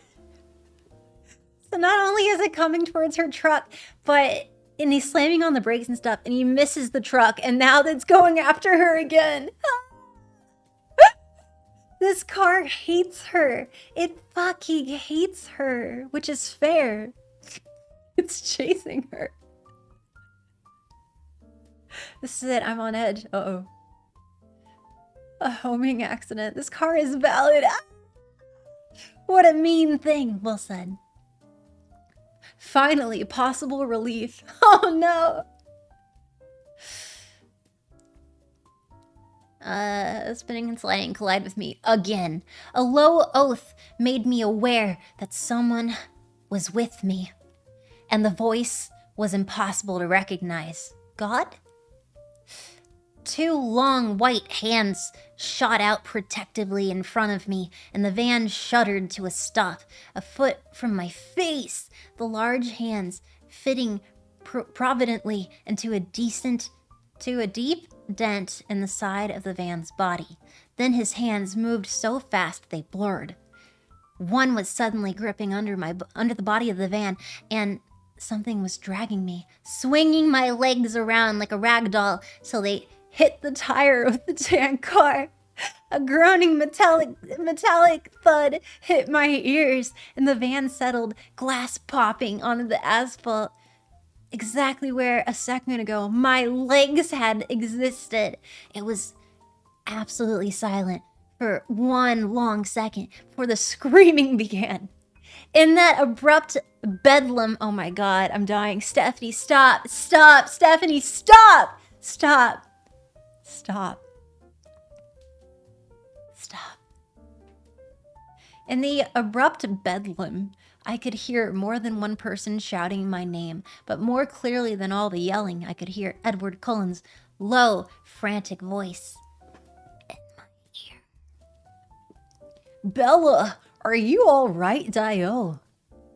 Oh, I'm fine. My voice sounded strange. I tried to sit up and realized he was holding me against the side of his body in an iron grasp. Be careful, he warned as I struggled. I think you hit your head pretty hard, huh?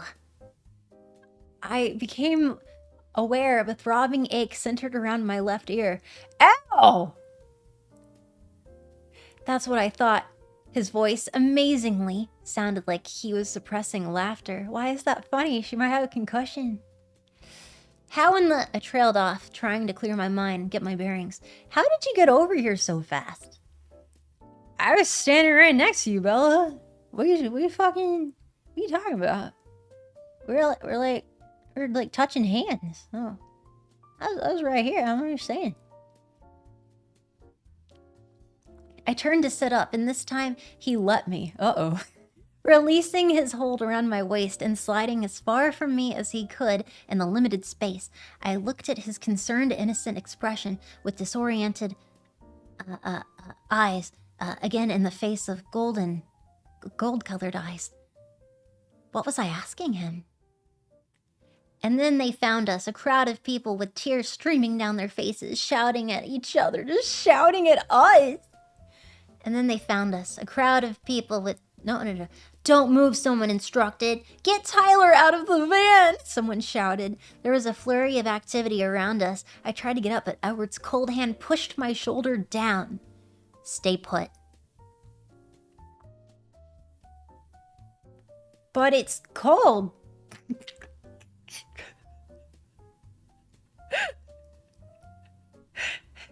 And you were over there. You were by the Volvo. No, I wasn't.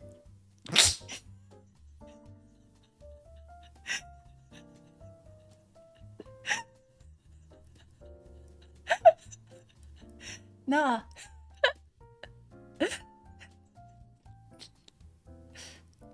But I saw you.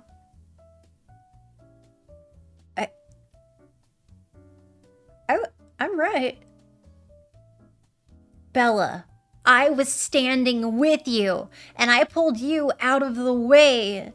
He unleashed the full devastating power of his eyes on me, as if trying to communicate something crucial. No? The gold in his eyes blazed. Bella. Fuck. Why? Trust me. He pleaded, his voice overwhelming. I could hear the sirens now.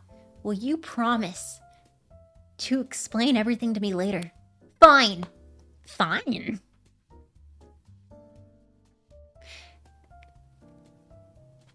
It took 6 EMTs and 2 teachers, Mr. Varner and Coach Clapp, to shift the van far enough away from us to bring the stretchers in.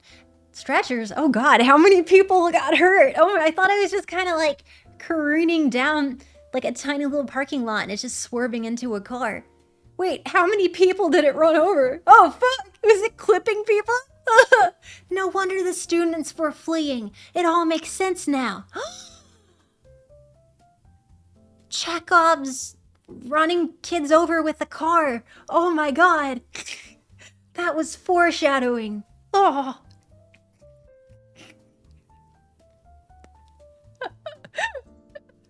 I know. Why would EMTs move the vehicle? Why? That's not what you do. Why would they? Were they pushing? Like, get like a tow truck. Like, 40 kids died, and he chose to save Bella. Well, he is the science partner, so.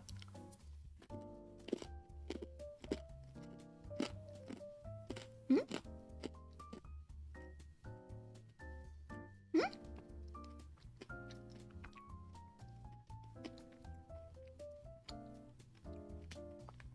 That's firefighter work. I know! I was thinking where it said it took 6 EMTs and 2 teachers. Why are the teachers and EMTs moving a van? Okay, we're gonna need... Oh, this building just fell over. We're gonna need 2 principal-sized adults and... Do you know any Eagle Scouts? If we get like 11 or 12 of them, just like Gretchen, you know what? Let's make our orc army. We're gonna need like 11 or 12 Eagle Scouts. We're gonna need a few principal-sized adults and a mall Santa. And I think with that, we can fix this bridge. What are you munching on, Melly? I'm munching on mustard-flavored pretzels. It sounds bad. It's really good. Girl guides in half of the circus? Yeah, if you're doing construction, you're gonna call the girl guides. 6 EMTs, 2 teachers, and a partridge in a pear tree. All of that to move the van. Gluten-free? Yup. Also, guys, thank you for sending me gluten-free snacks. I am so, I am living on it. You guys are amazing. Oh my god. Maybe I should have the tteokbokki. It's okay. It's too late for tteokbokki. Mel has food. Thank you. I love rice crackers. You put peanut butter and jelly on it.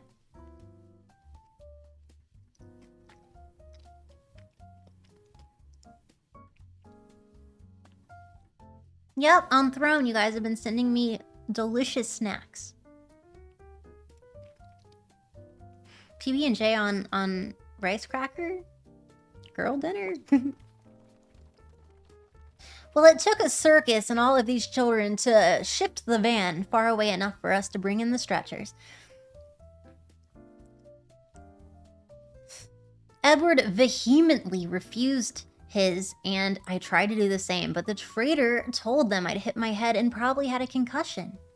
Wait, if Edward told the EMTs that she had a concussion, and then is like, whoa, whoa, whoa, whoa, whoa. You get those stretchers out of here. Whoa, whoa, whoa, whoa, whoa. Nah. Nah, you get that out of here.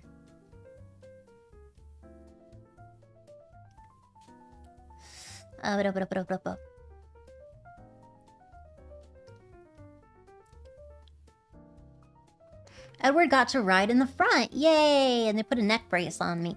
It was maddening. To make matters... Oh, wait. It looks like the entire school was there, watching soberly as they loaded me onto the back of the ambulance. Edward got to ride in the front. Choo-choo! It was maddening. To make matters worse, Chief Swan arrived, my dad, before they could get me there safely. Ugh. Get a life, Dad. Thank you. Bella, he yelled in panic when he recognized me in the stretcher. Oh my god, Dad. Dad, boundaries. There's nothing wrong. I know I'm wearing a neck brace and they're wheeling me into the hospital on a stretcher, but geez Louise, you're such a helicopter parent. Can you, like, don't? He turned to the closest EMT for a second opinion. I tuned him out to consider the jumble of inexplicable images churning chaotically in my head. When they'd lifted me away from the car, I had seen the deep dent in the tan car's bumper, a very distinct dent that fit the contours of Edward's shoulders, as if he had braced himself against the car with enough force to damage the metal frame. Oh wow, look at this bite pattern in this apple. It would only belong to Elvis. Oh Willikers, look at this dent in the side of this of my car. You know, it's in the same like structural like configuration of that boy I like. Again, she's Sherlock. She's doing magic. Magic detective. Oh wow, this dent is all U-shaped. Yeah, this is suspiciously Edward-shaped. I know, right? Dude, it was crazy. Yeah? It was a one-man circus show. I tried to trapeze all the cars while staring at that hunk named Edward. I just wanted no more aloneness. But then, it happened.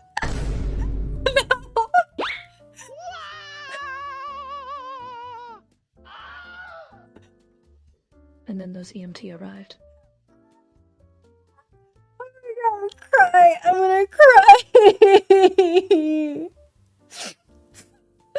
Oh my god, that was wonderful. Cries and aloneness. Oh god. Why are you like this? You guys are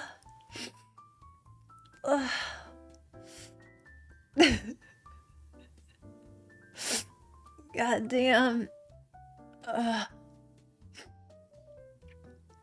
Hey guys, I'm collabing with Moe Flavor. We're making adorable summer merch.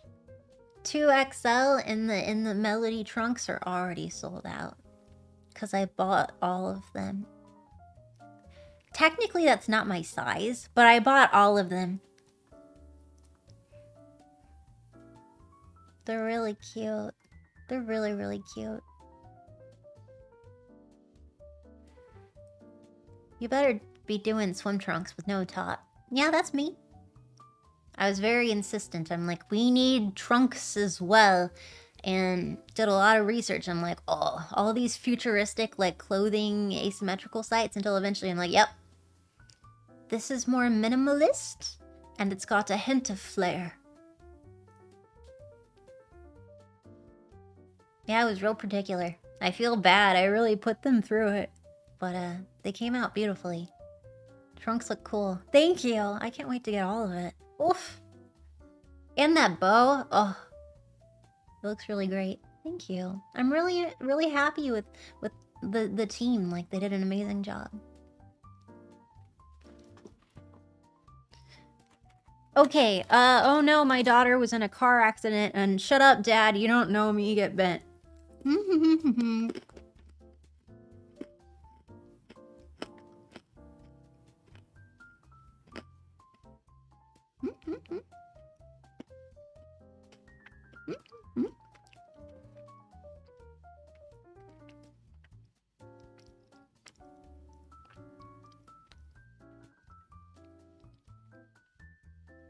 Stamina? I don't have stamina.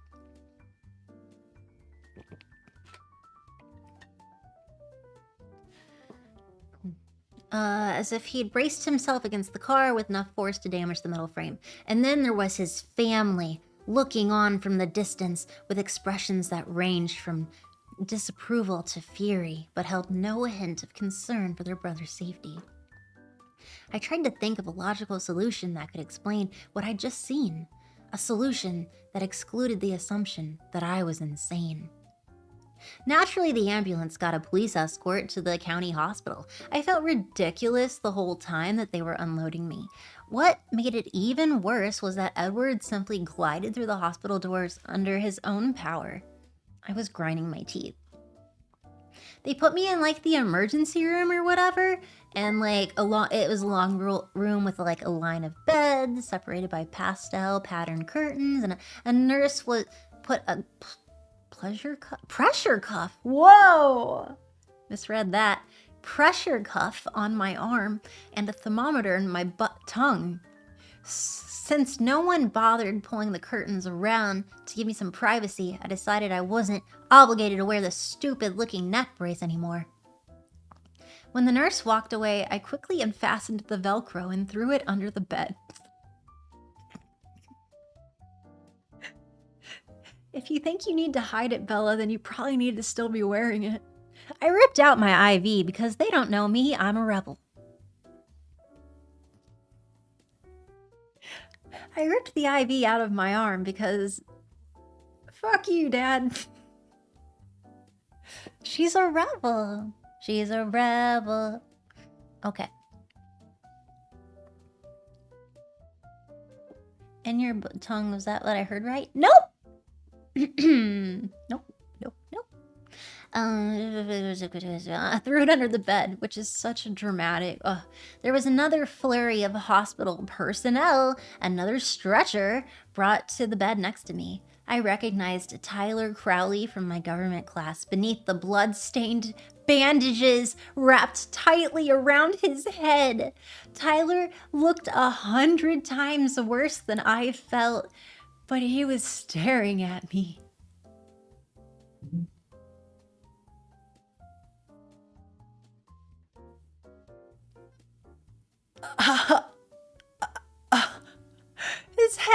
His entire head is wrapped in blood-stained bandages. What does she say to him? Oh my god.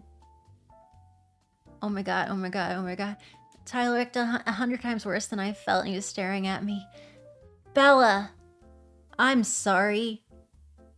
It's okay, I'm fine, Tyler.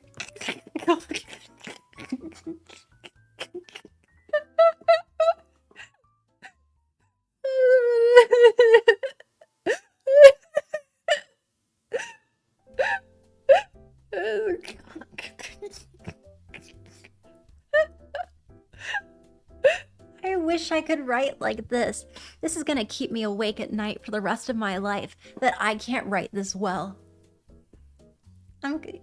Happy birthday, Tyler. Oh no. Happy birthday, Tyler. Yeah, I'm fine. You doing okay? As we spoke, nurses began unwinding his solid bandages, exposing a myriad of shallow slices all over his forehead and left cheek. Why did they leave the curtain over? Like, what, are you a high schooler? And you just got in a car accident. Are you a little anxious? Okay, we're just making sure. We're gonna open your curtain, but also your dear classmate's curtain, and we're gonna undo his bandages to expose his fucked up face, and we would like you to watch. Is that okay? Is that cool? Okay, cool. We're gonna do it anyway. It's fine. That's fine. That's fine.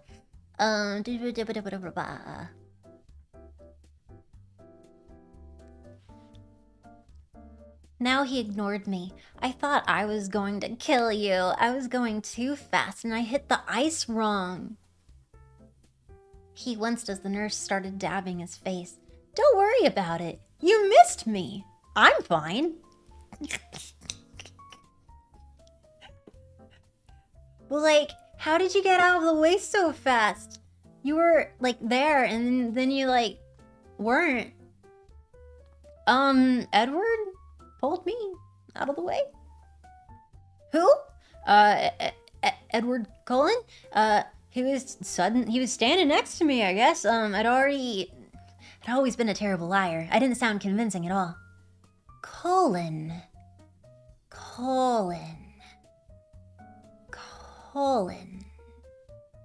I didn't see him. Wow, you know, it all went so fast, I guess. Is he okay? I think so. He's here somewhere, but they didn't make him use a stretcher. I knew I wasn't crazy. What had happened? There was no way to explain away what I'd seen. They wheeled me away to, like, x-ray my head or whatever. I told them that there was nothing wrong and that I was right. Not even a concussion, duh, I know everything. I asked if I could leave. Dude, I've done AP biology at my old Phoenix. I know everything. There doesn't need to be more class. I've got it down. I've read all these books.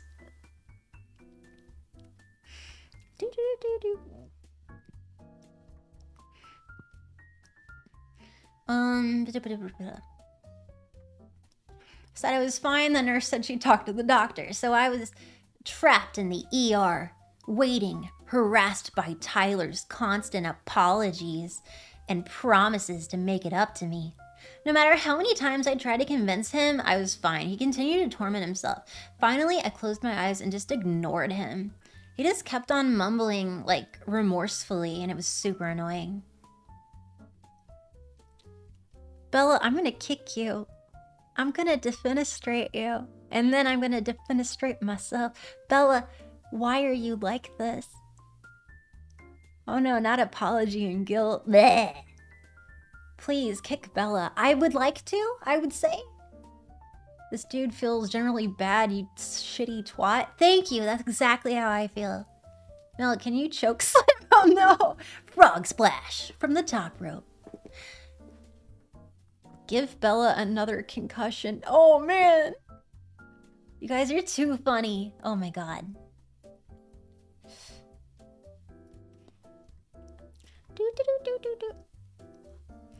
Is she sleeping? A musical voice asked. Gee, I wonder who that is. If it isn't the showman himself. My eyes flew open. Edward was standing at my feet. Oh, staring at my feet. No, wait. Edward was standing at the foot of my bed. There we go. I'm so sorry. I misread that. Smirking. And I glared at him. It wasn't easy. Oh, Jesus! Defenestration has been mentioned. Yes. Whenever I hear someone use it in conversation, yes, I will never not say how it is my absolute favorite word in the English language. We keep using that, bro. Outstanding.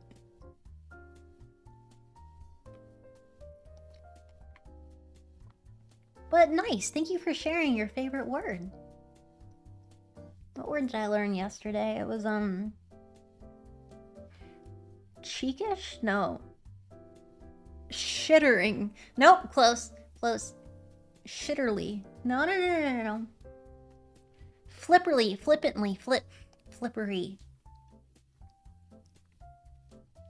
The word means to lack, like,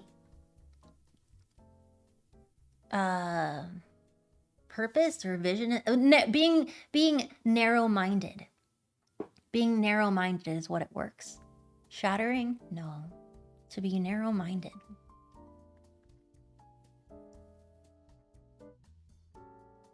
So wait, that's you. What? I'm very open-minded. Mine's so open.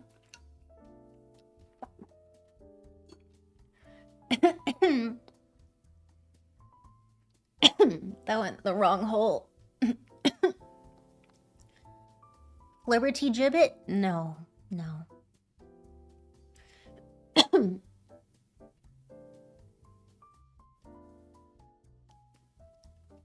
Okay. I glared at him. It wasn't easy. It would have been more natural to ogle. Hey, Edward. I'm really sorry, Tyler began. Edward lifted a hand to stop him. Edward gave him a talk to the hand. Literally. Oh my god, this poor dude. This poor dude. Tyler's like, Edward, I'm so sorry that... Edward's like, no. No, do not perceive me. No. So I think they're all kind of shitty. But I feel very bad for Tyler. Puberty gibbet is not the word I'm looking for. I have been called that before, though, by my mother. Okay. Edward lifted a hand to stop him. Hey, no blood, no foul, he said, flashing his brilliant teeth. He moved to sit on the edge of Tyler's bed, facing me, and he smirked. I mean, that's kind of rude, because Tyler's, like, bleeding all over the place. So, what's the verdict? He asked me. There's nothing wrong with me at all. I'm doing great, unlike Tyler. How come you aren't strapped to a gurney like the rest of us? Oh, it's about who you know. But don't worry, I came to take you home. She's a rebel. It's about who you know. What the fuck of a sentence is that? Chat, bring me the chimpanzee. No blood? Tyler has a ton of it on his face. Is this place taken Tyler? Edward sits on broken pelvis. I don't know, he's sitting on the edge of Tyler's bed. Tyler's like, I'm so sorry. And he's like, Tyler, shut the fuck up. He leans to the other bed. Bella, how you doing? You good? You good, babe? It's kind of fucked up.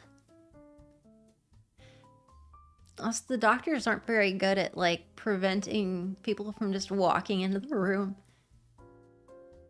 Imagine if Rule 34 of Edward versus Tyler, that probably exists. Oh, that's too sad. He's like, talked to the hand, and Tyler's like, where do you want to put that hand? We don't need that. That's something the world doesn't need. Okay, Springya. Then the doctor walked around the corner, and my mouth fell open. He was young. He was blonde. And he was handsomer than any movie star I'd ever seen. He was pale, though, and, like, really tired looking. And his eyes, like, from under, it looked like he got punched. He must have been Edward's dad.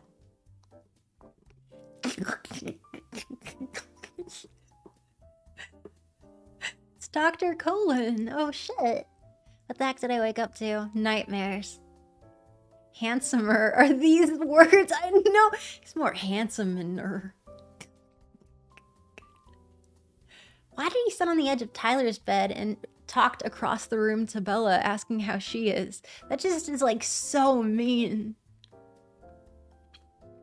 Poppy Colon? That's cute. Bella X Volvo. Oh, bro, too soon. Sure, it's been like 2 decades, but bro, too soon.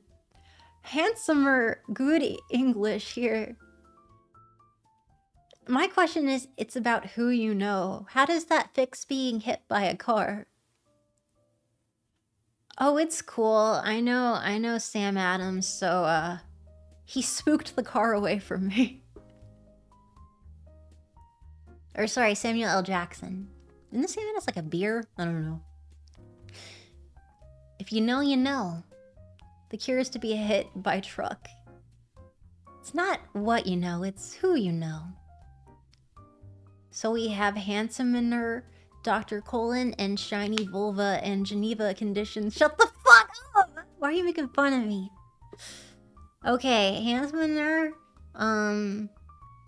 so Miss Swan, Dr. Cullens said, in a remarkably appealing voice. Wow, your voice is so appealing, it's remarkable. How are you feeling? Is everyone just ignoring Tyler? Oh, I'm fine.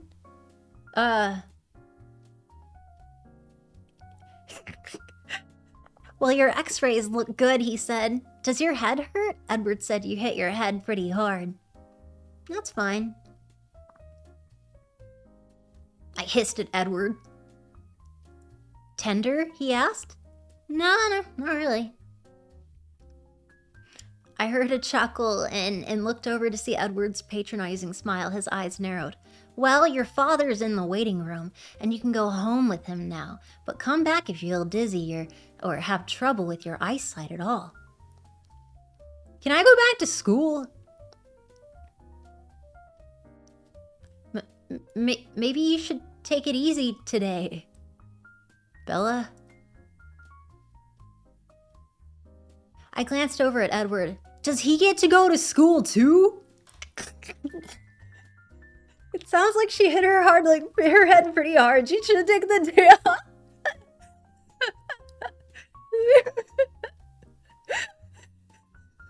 He get to go to school too. She definitely has a concussion.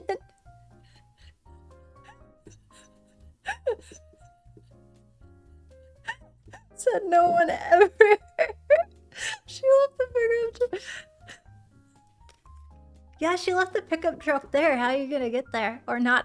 Oh, poorly translated JRPGs are better. Oh no.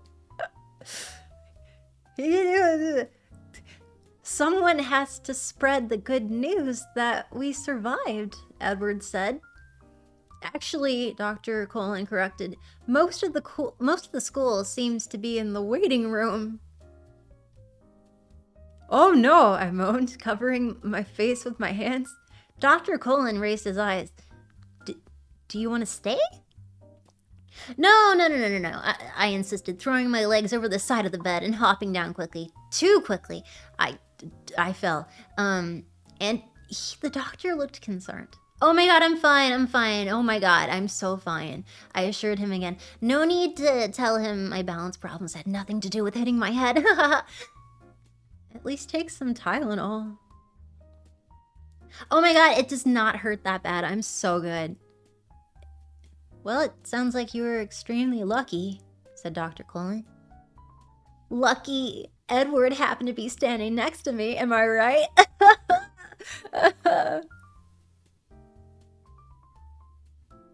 Oh, well, yes, Dr. Cullens agreed, suddenly occupied with the papers in front of him. Then he looked away at Tyler and walked up to the next bed. My intuition flickered. The doctor is on it. Oh, the doctor was in on it. Okay, so the doctor was in on it. Your intuition told you that the doctor made that child poorly drive out of a ice-covered parking lot. It was instigated by Dr. Cullens. That's what your intuition is telling you? Is that what happened? No, that makes... Did you cause snow? Dr. Cullens? F in the chat for Tyler. Bro, I feel so bad for Tyler. He's like falling to pieces and everyone's like, shut up. You're gonna fetch the candles and Ouija board? We gotta revive Tyler? Oh, absolutely. He needs reconstructive surgery and everyone's ignoring him.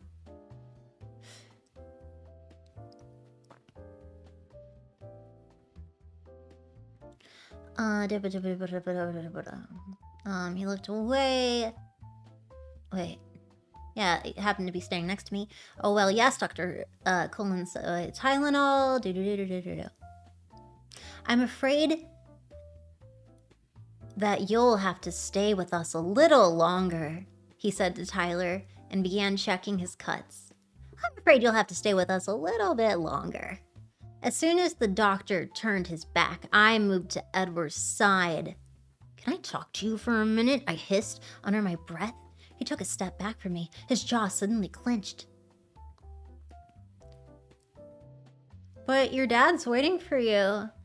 And in the waiting room, and it'd be cool if you let him know that you didn't die. And he's been waiting out there for 8 hours, and I just need to talk to you for a minute. I'd like to speak with you alone, if you do not mind. I pressed. He glared and then turned his back and strode down the long room, and I nearly had to run to keep up. As soon as we turned the corner into a short hallway, he spun around to face me. Tyler's gonna die. Oh no, Tyler! F for Tyler, no! Leave Tyler alone.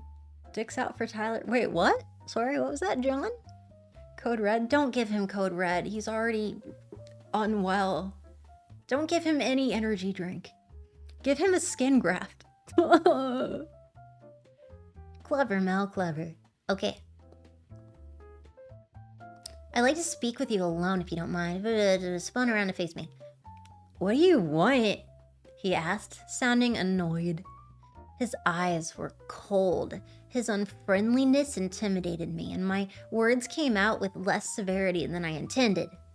You owe me an explanation, I reminded him. Hey, I saved your life. I don't owe you shit. I flinched back from the resentment in his voice. You promised.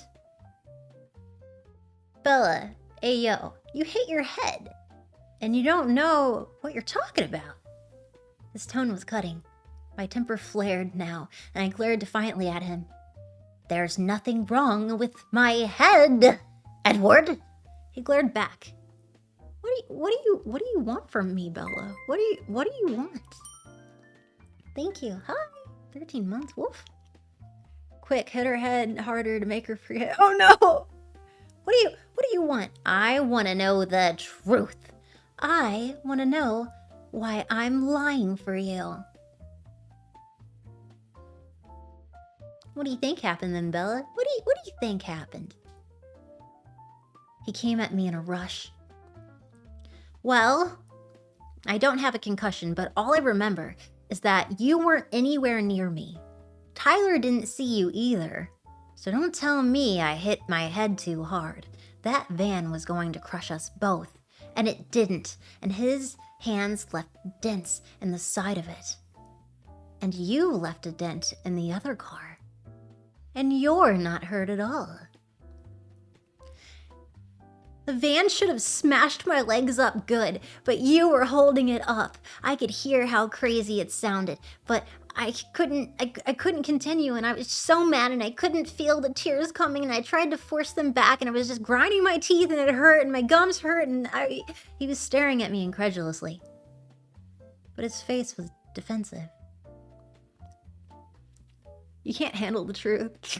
Tyler, foul tarnished. Oh my god, Tyler is tarnished. Forever maidenless because Bella's rude. Could feel the tears. Oh, I misread. I could feel the tears. Britis, how dare you read along so that you can correct my verbiage? I will kick you. Yes, a great bedtime story where one of the children's faces was turned to ribbons. Okay. You think I lifted the van off you? His tone questioned my sanity, but it only made me more suspicious. It was like a perfectly delivered line by a skilled actor. I nodded, my jaw tight. Well, no one's gonna believe you. His voice held an edge of derision now.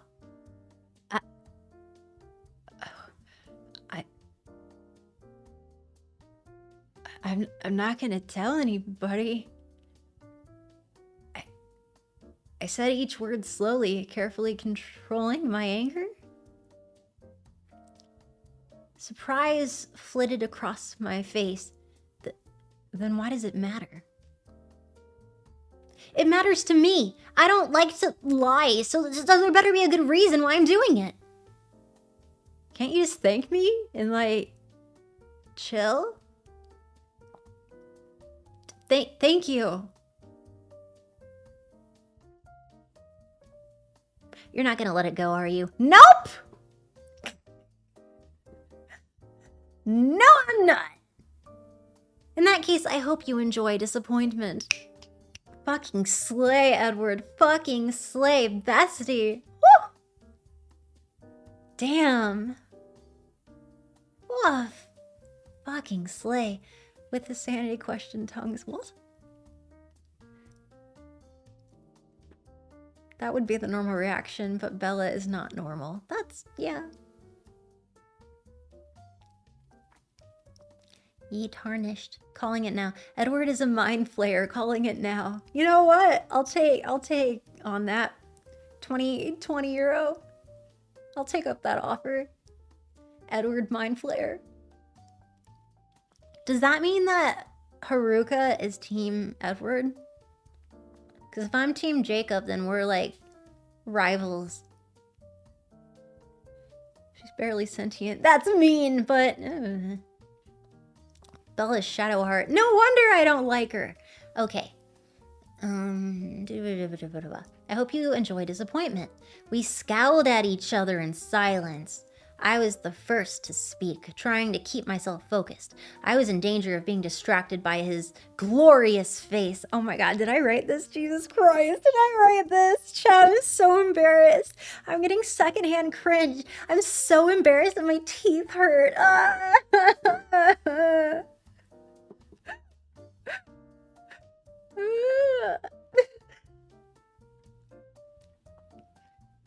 Your fanfiction revealed. I knew it. I wrote Twilight. Wait, you wrote this? Yeah, I wrote Twilight, actually. Under the name Stephanie Myers. Why, did you like it? Would you like an autograph? My pen name is Project Melody. Dear God. Faced, it all makes sense now. There, you're welcome. People wrote 50 Shades of Grey based on my fanfic. Aren't you inspired? Night, Visha.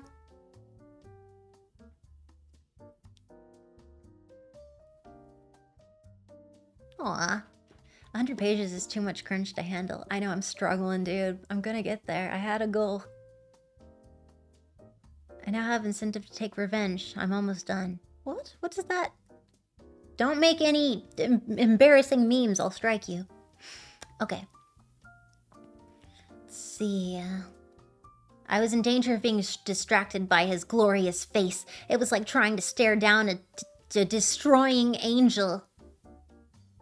Why did I even bother? He paused, and for a brief moment, his stunning face was unexpectedly vulnerable. I don't know, Bella. I don't know. And then he turned his back on me and he like walked away. I was so angry, it took me a few minutes until I could move. When I could walk, I made my way slowly to the exit at the end of the hallway. The waiting room was more unpleasant than I feared. It seemed like every face I knew in Forks was there, staring at me. Charlie rushed to my side, and I put up my hands.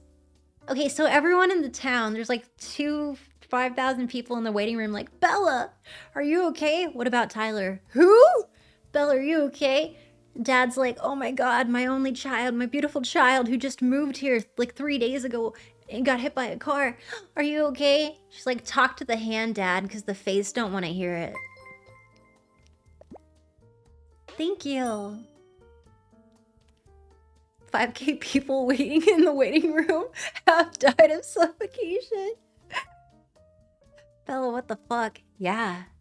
Can we read it in Gen Z slang? Oh god. Bestie. So like, you'd think that Edward was gonna be risen her up, but it's not at all. Oh my god. Like, he was not eating it. But neither was she. They were just like two ships passing in the night, and like none of this slayed. Like.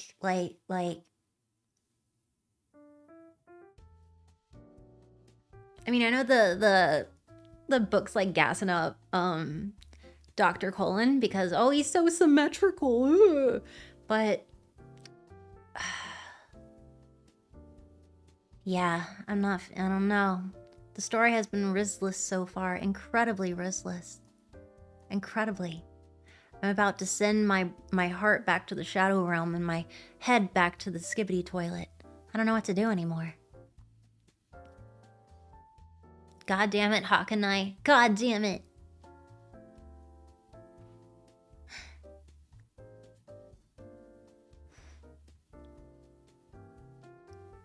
I put my hands up to stop my terrified father from checking on me and being happy that I survived a car accident. There's nothing wrong with me, I assured my dad. I was still aggravated and so not in the mood for a chit-chat. Well, what did the doctor say, Bella? Dr. Cullens saw me and he said I was fine and I could go home. I sighed. Mike and Jessica and Eric were all there, beginning to converge on us. Let's go, I said. Get in the car, bitch, we're going shopping.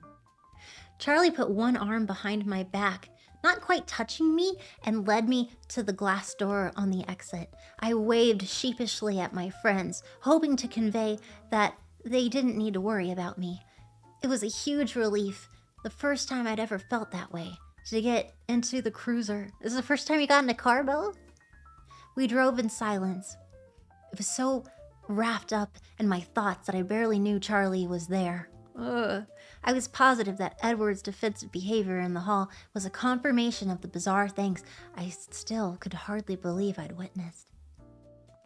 When we got home, Charlie spoke. You'll need to call Renee. He hung his head guilty. I was appalled. You told my mom? About the car accident? I'm sorry, Bella. I slammed the cruiser's door a little harder than necessary on my way out.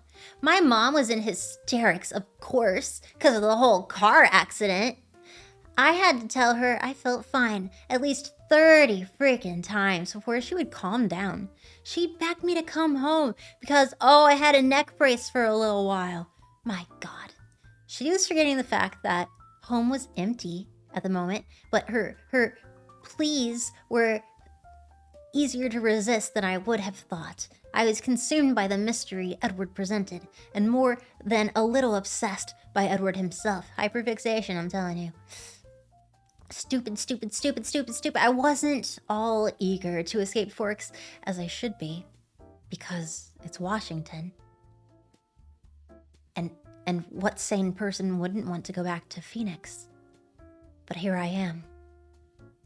I decided I would go to bed early then as well. Charlie continued to watch me anxiously to make sure I don't die because I had like a concussion or whatever, and it was really getting on my nerves. I stopped on my way to grab 3 Tylenol from the bathroom. They helped. They eased the pain. And then I did some sleepies. That was the first night I dreamed of Edward Cullen.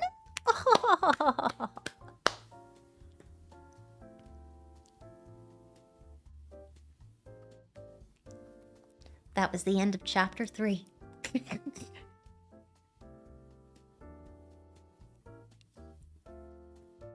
We are now on page 71 out of 537 pages. How does that make you feel? I'm just curious, guys. How does that make you feel?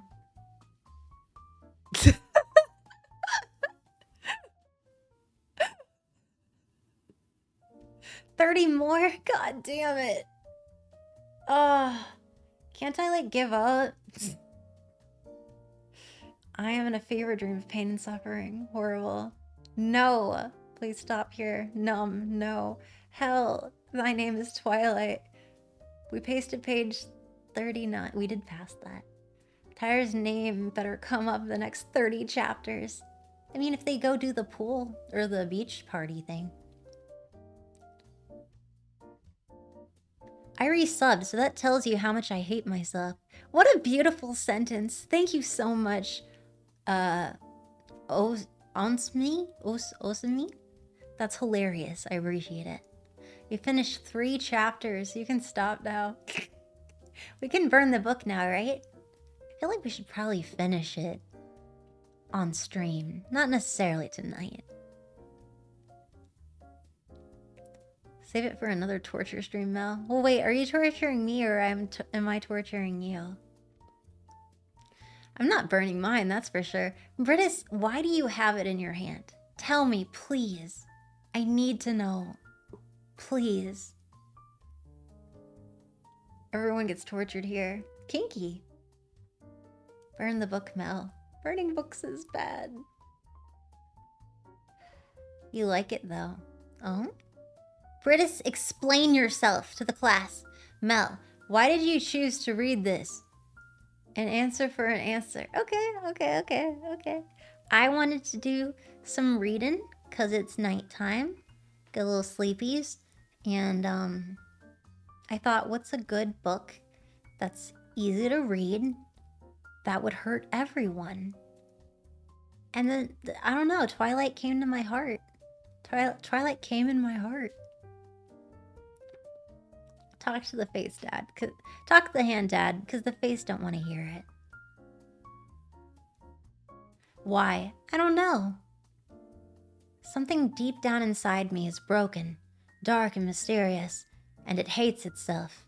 And it likes to put me through absolute terror, which is why I watched all of Velma. Thank you. I have a sickness in my mind. You did hurt everyone, but mostly Tyler. No, Tyler, he's trying so hard. She's a rebel. Thank you. Hate watchers. I know. I have a problem. You hurt Tyler more than us. I didn't do shit. I do feel for Tyler. He's trying so hard and they're just like, nah, dude, shut up. His face is in ribbons and he's like, he's gonna need to be here another day or two. You know, on account of the whole car accident. I'll give you the answer tomorrow. Thanks for answering. Okay, I'm gonna ask you though. I'm gonna ask. You gotta tell. Tyler's bleeding out. Oh, Edward gaslights. Yeah, Edward is full on gaslighting. If you remember that is.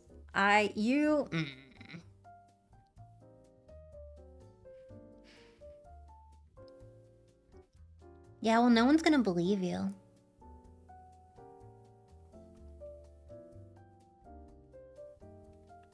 Dr. Cullens sucked Tyler's face dry, and that led to the cure of the shiny vulva. Why does it sound like an older, like Johnny Quest-ass mystery Hardy Brothers thing? Edward Cullen, in the case of the Tyler blood car accident. Shit, I can't think of anything.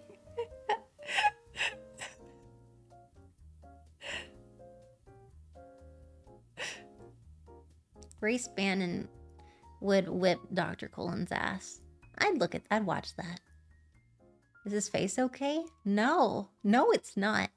I do know the novel summoned a number of films, and from I have heard, they're quite mild. Quite mid. Oh. Tyler, in the case of the mysterious Cullen. Not bad, not bad.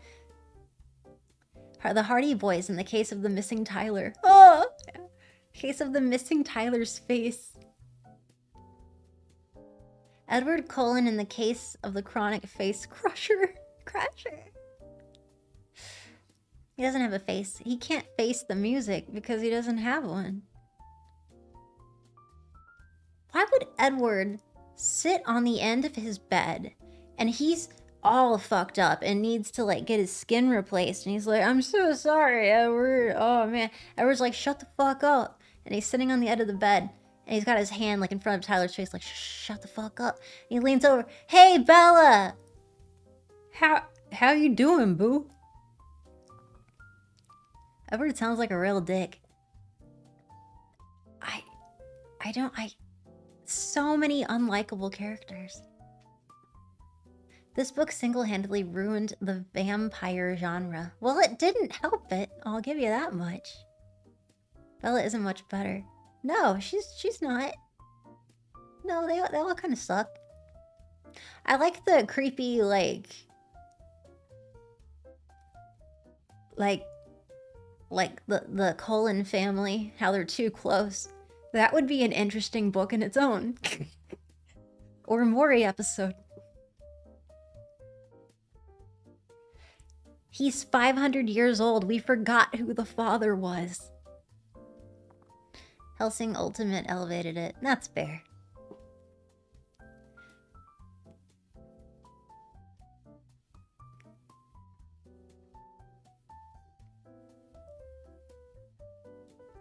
You do know they made glittery sex toys that you had to put in the freezer to simulate Edward's...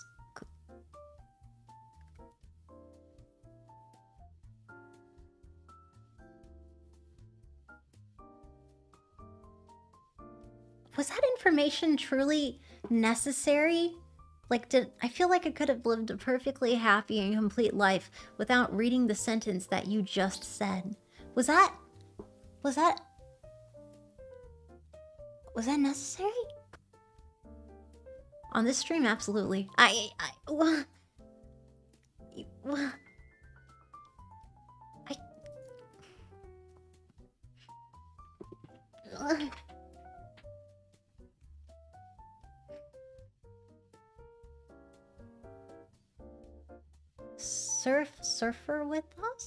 Suffer with us. Wait, let me go on the Discord. Oh.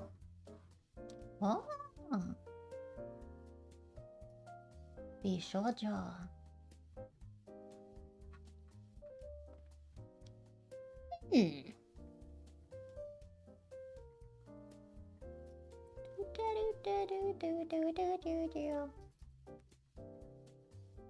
Oh my god, guys. Speaking of sparkly vampire cock. You guys wanna go bug Michi? It was a pleasure. What? I'm not great at transitions, okay? I'm trying my best. Vampire cock raid. Don't scare her. Don't scare her. This book is beautifully described that you can visualize every single details as if you are living through it. You can actually feel the waves of emotions crashing over you. You actually feel what true love is without even falling in. He said, adoptedly. He said, alonednessly. He said, Hammondsonly. Well, night, Mel. That book is certainly something. We got through 3 chapters. We're awesome. We started in chapter 4. Mel, look at memes. 5 minutes. I'm scared, dude. I'm scared. Thank you all for hanging. I really appreciate it. Thank you, mods, for moderating. Even though I like jumped online, I'm like, hey guys, get good. Ooh. It was a lot of fun. By fun, I mean painful. Thank you all. Guys are fantastic. I hope you have a nice night. He said, defenestratedly.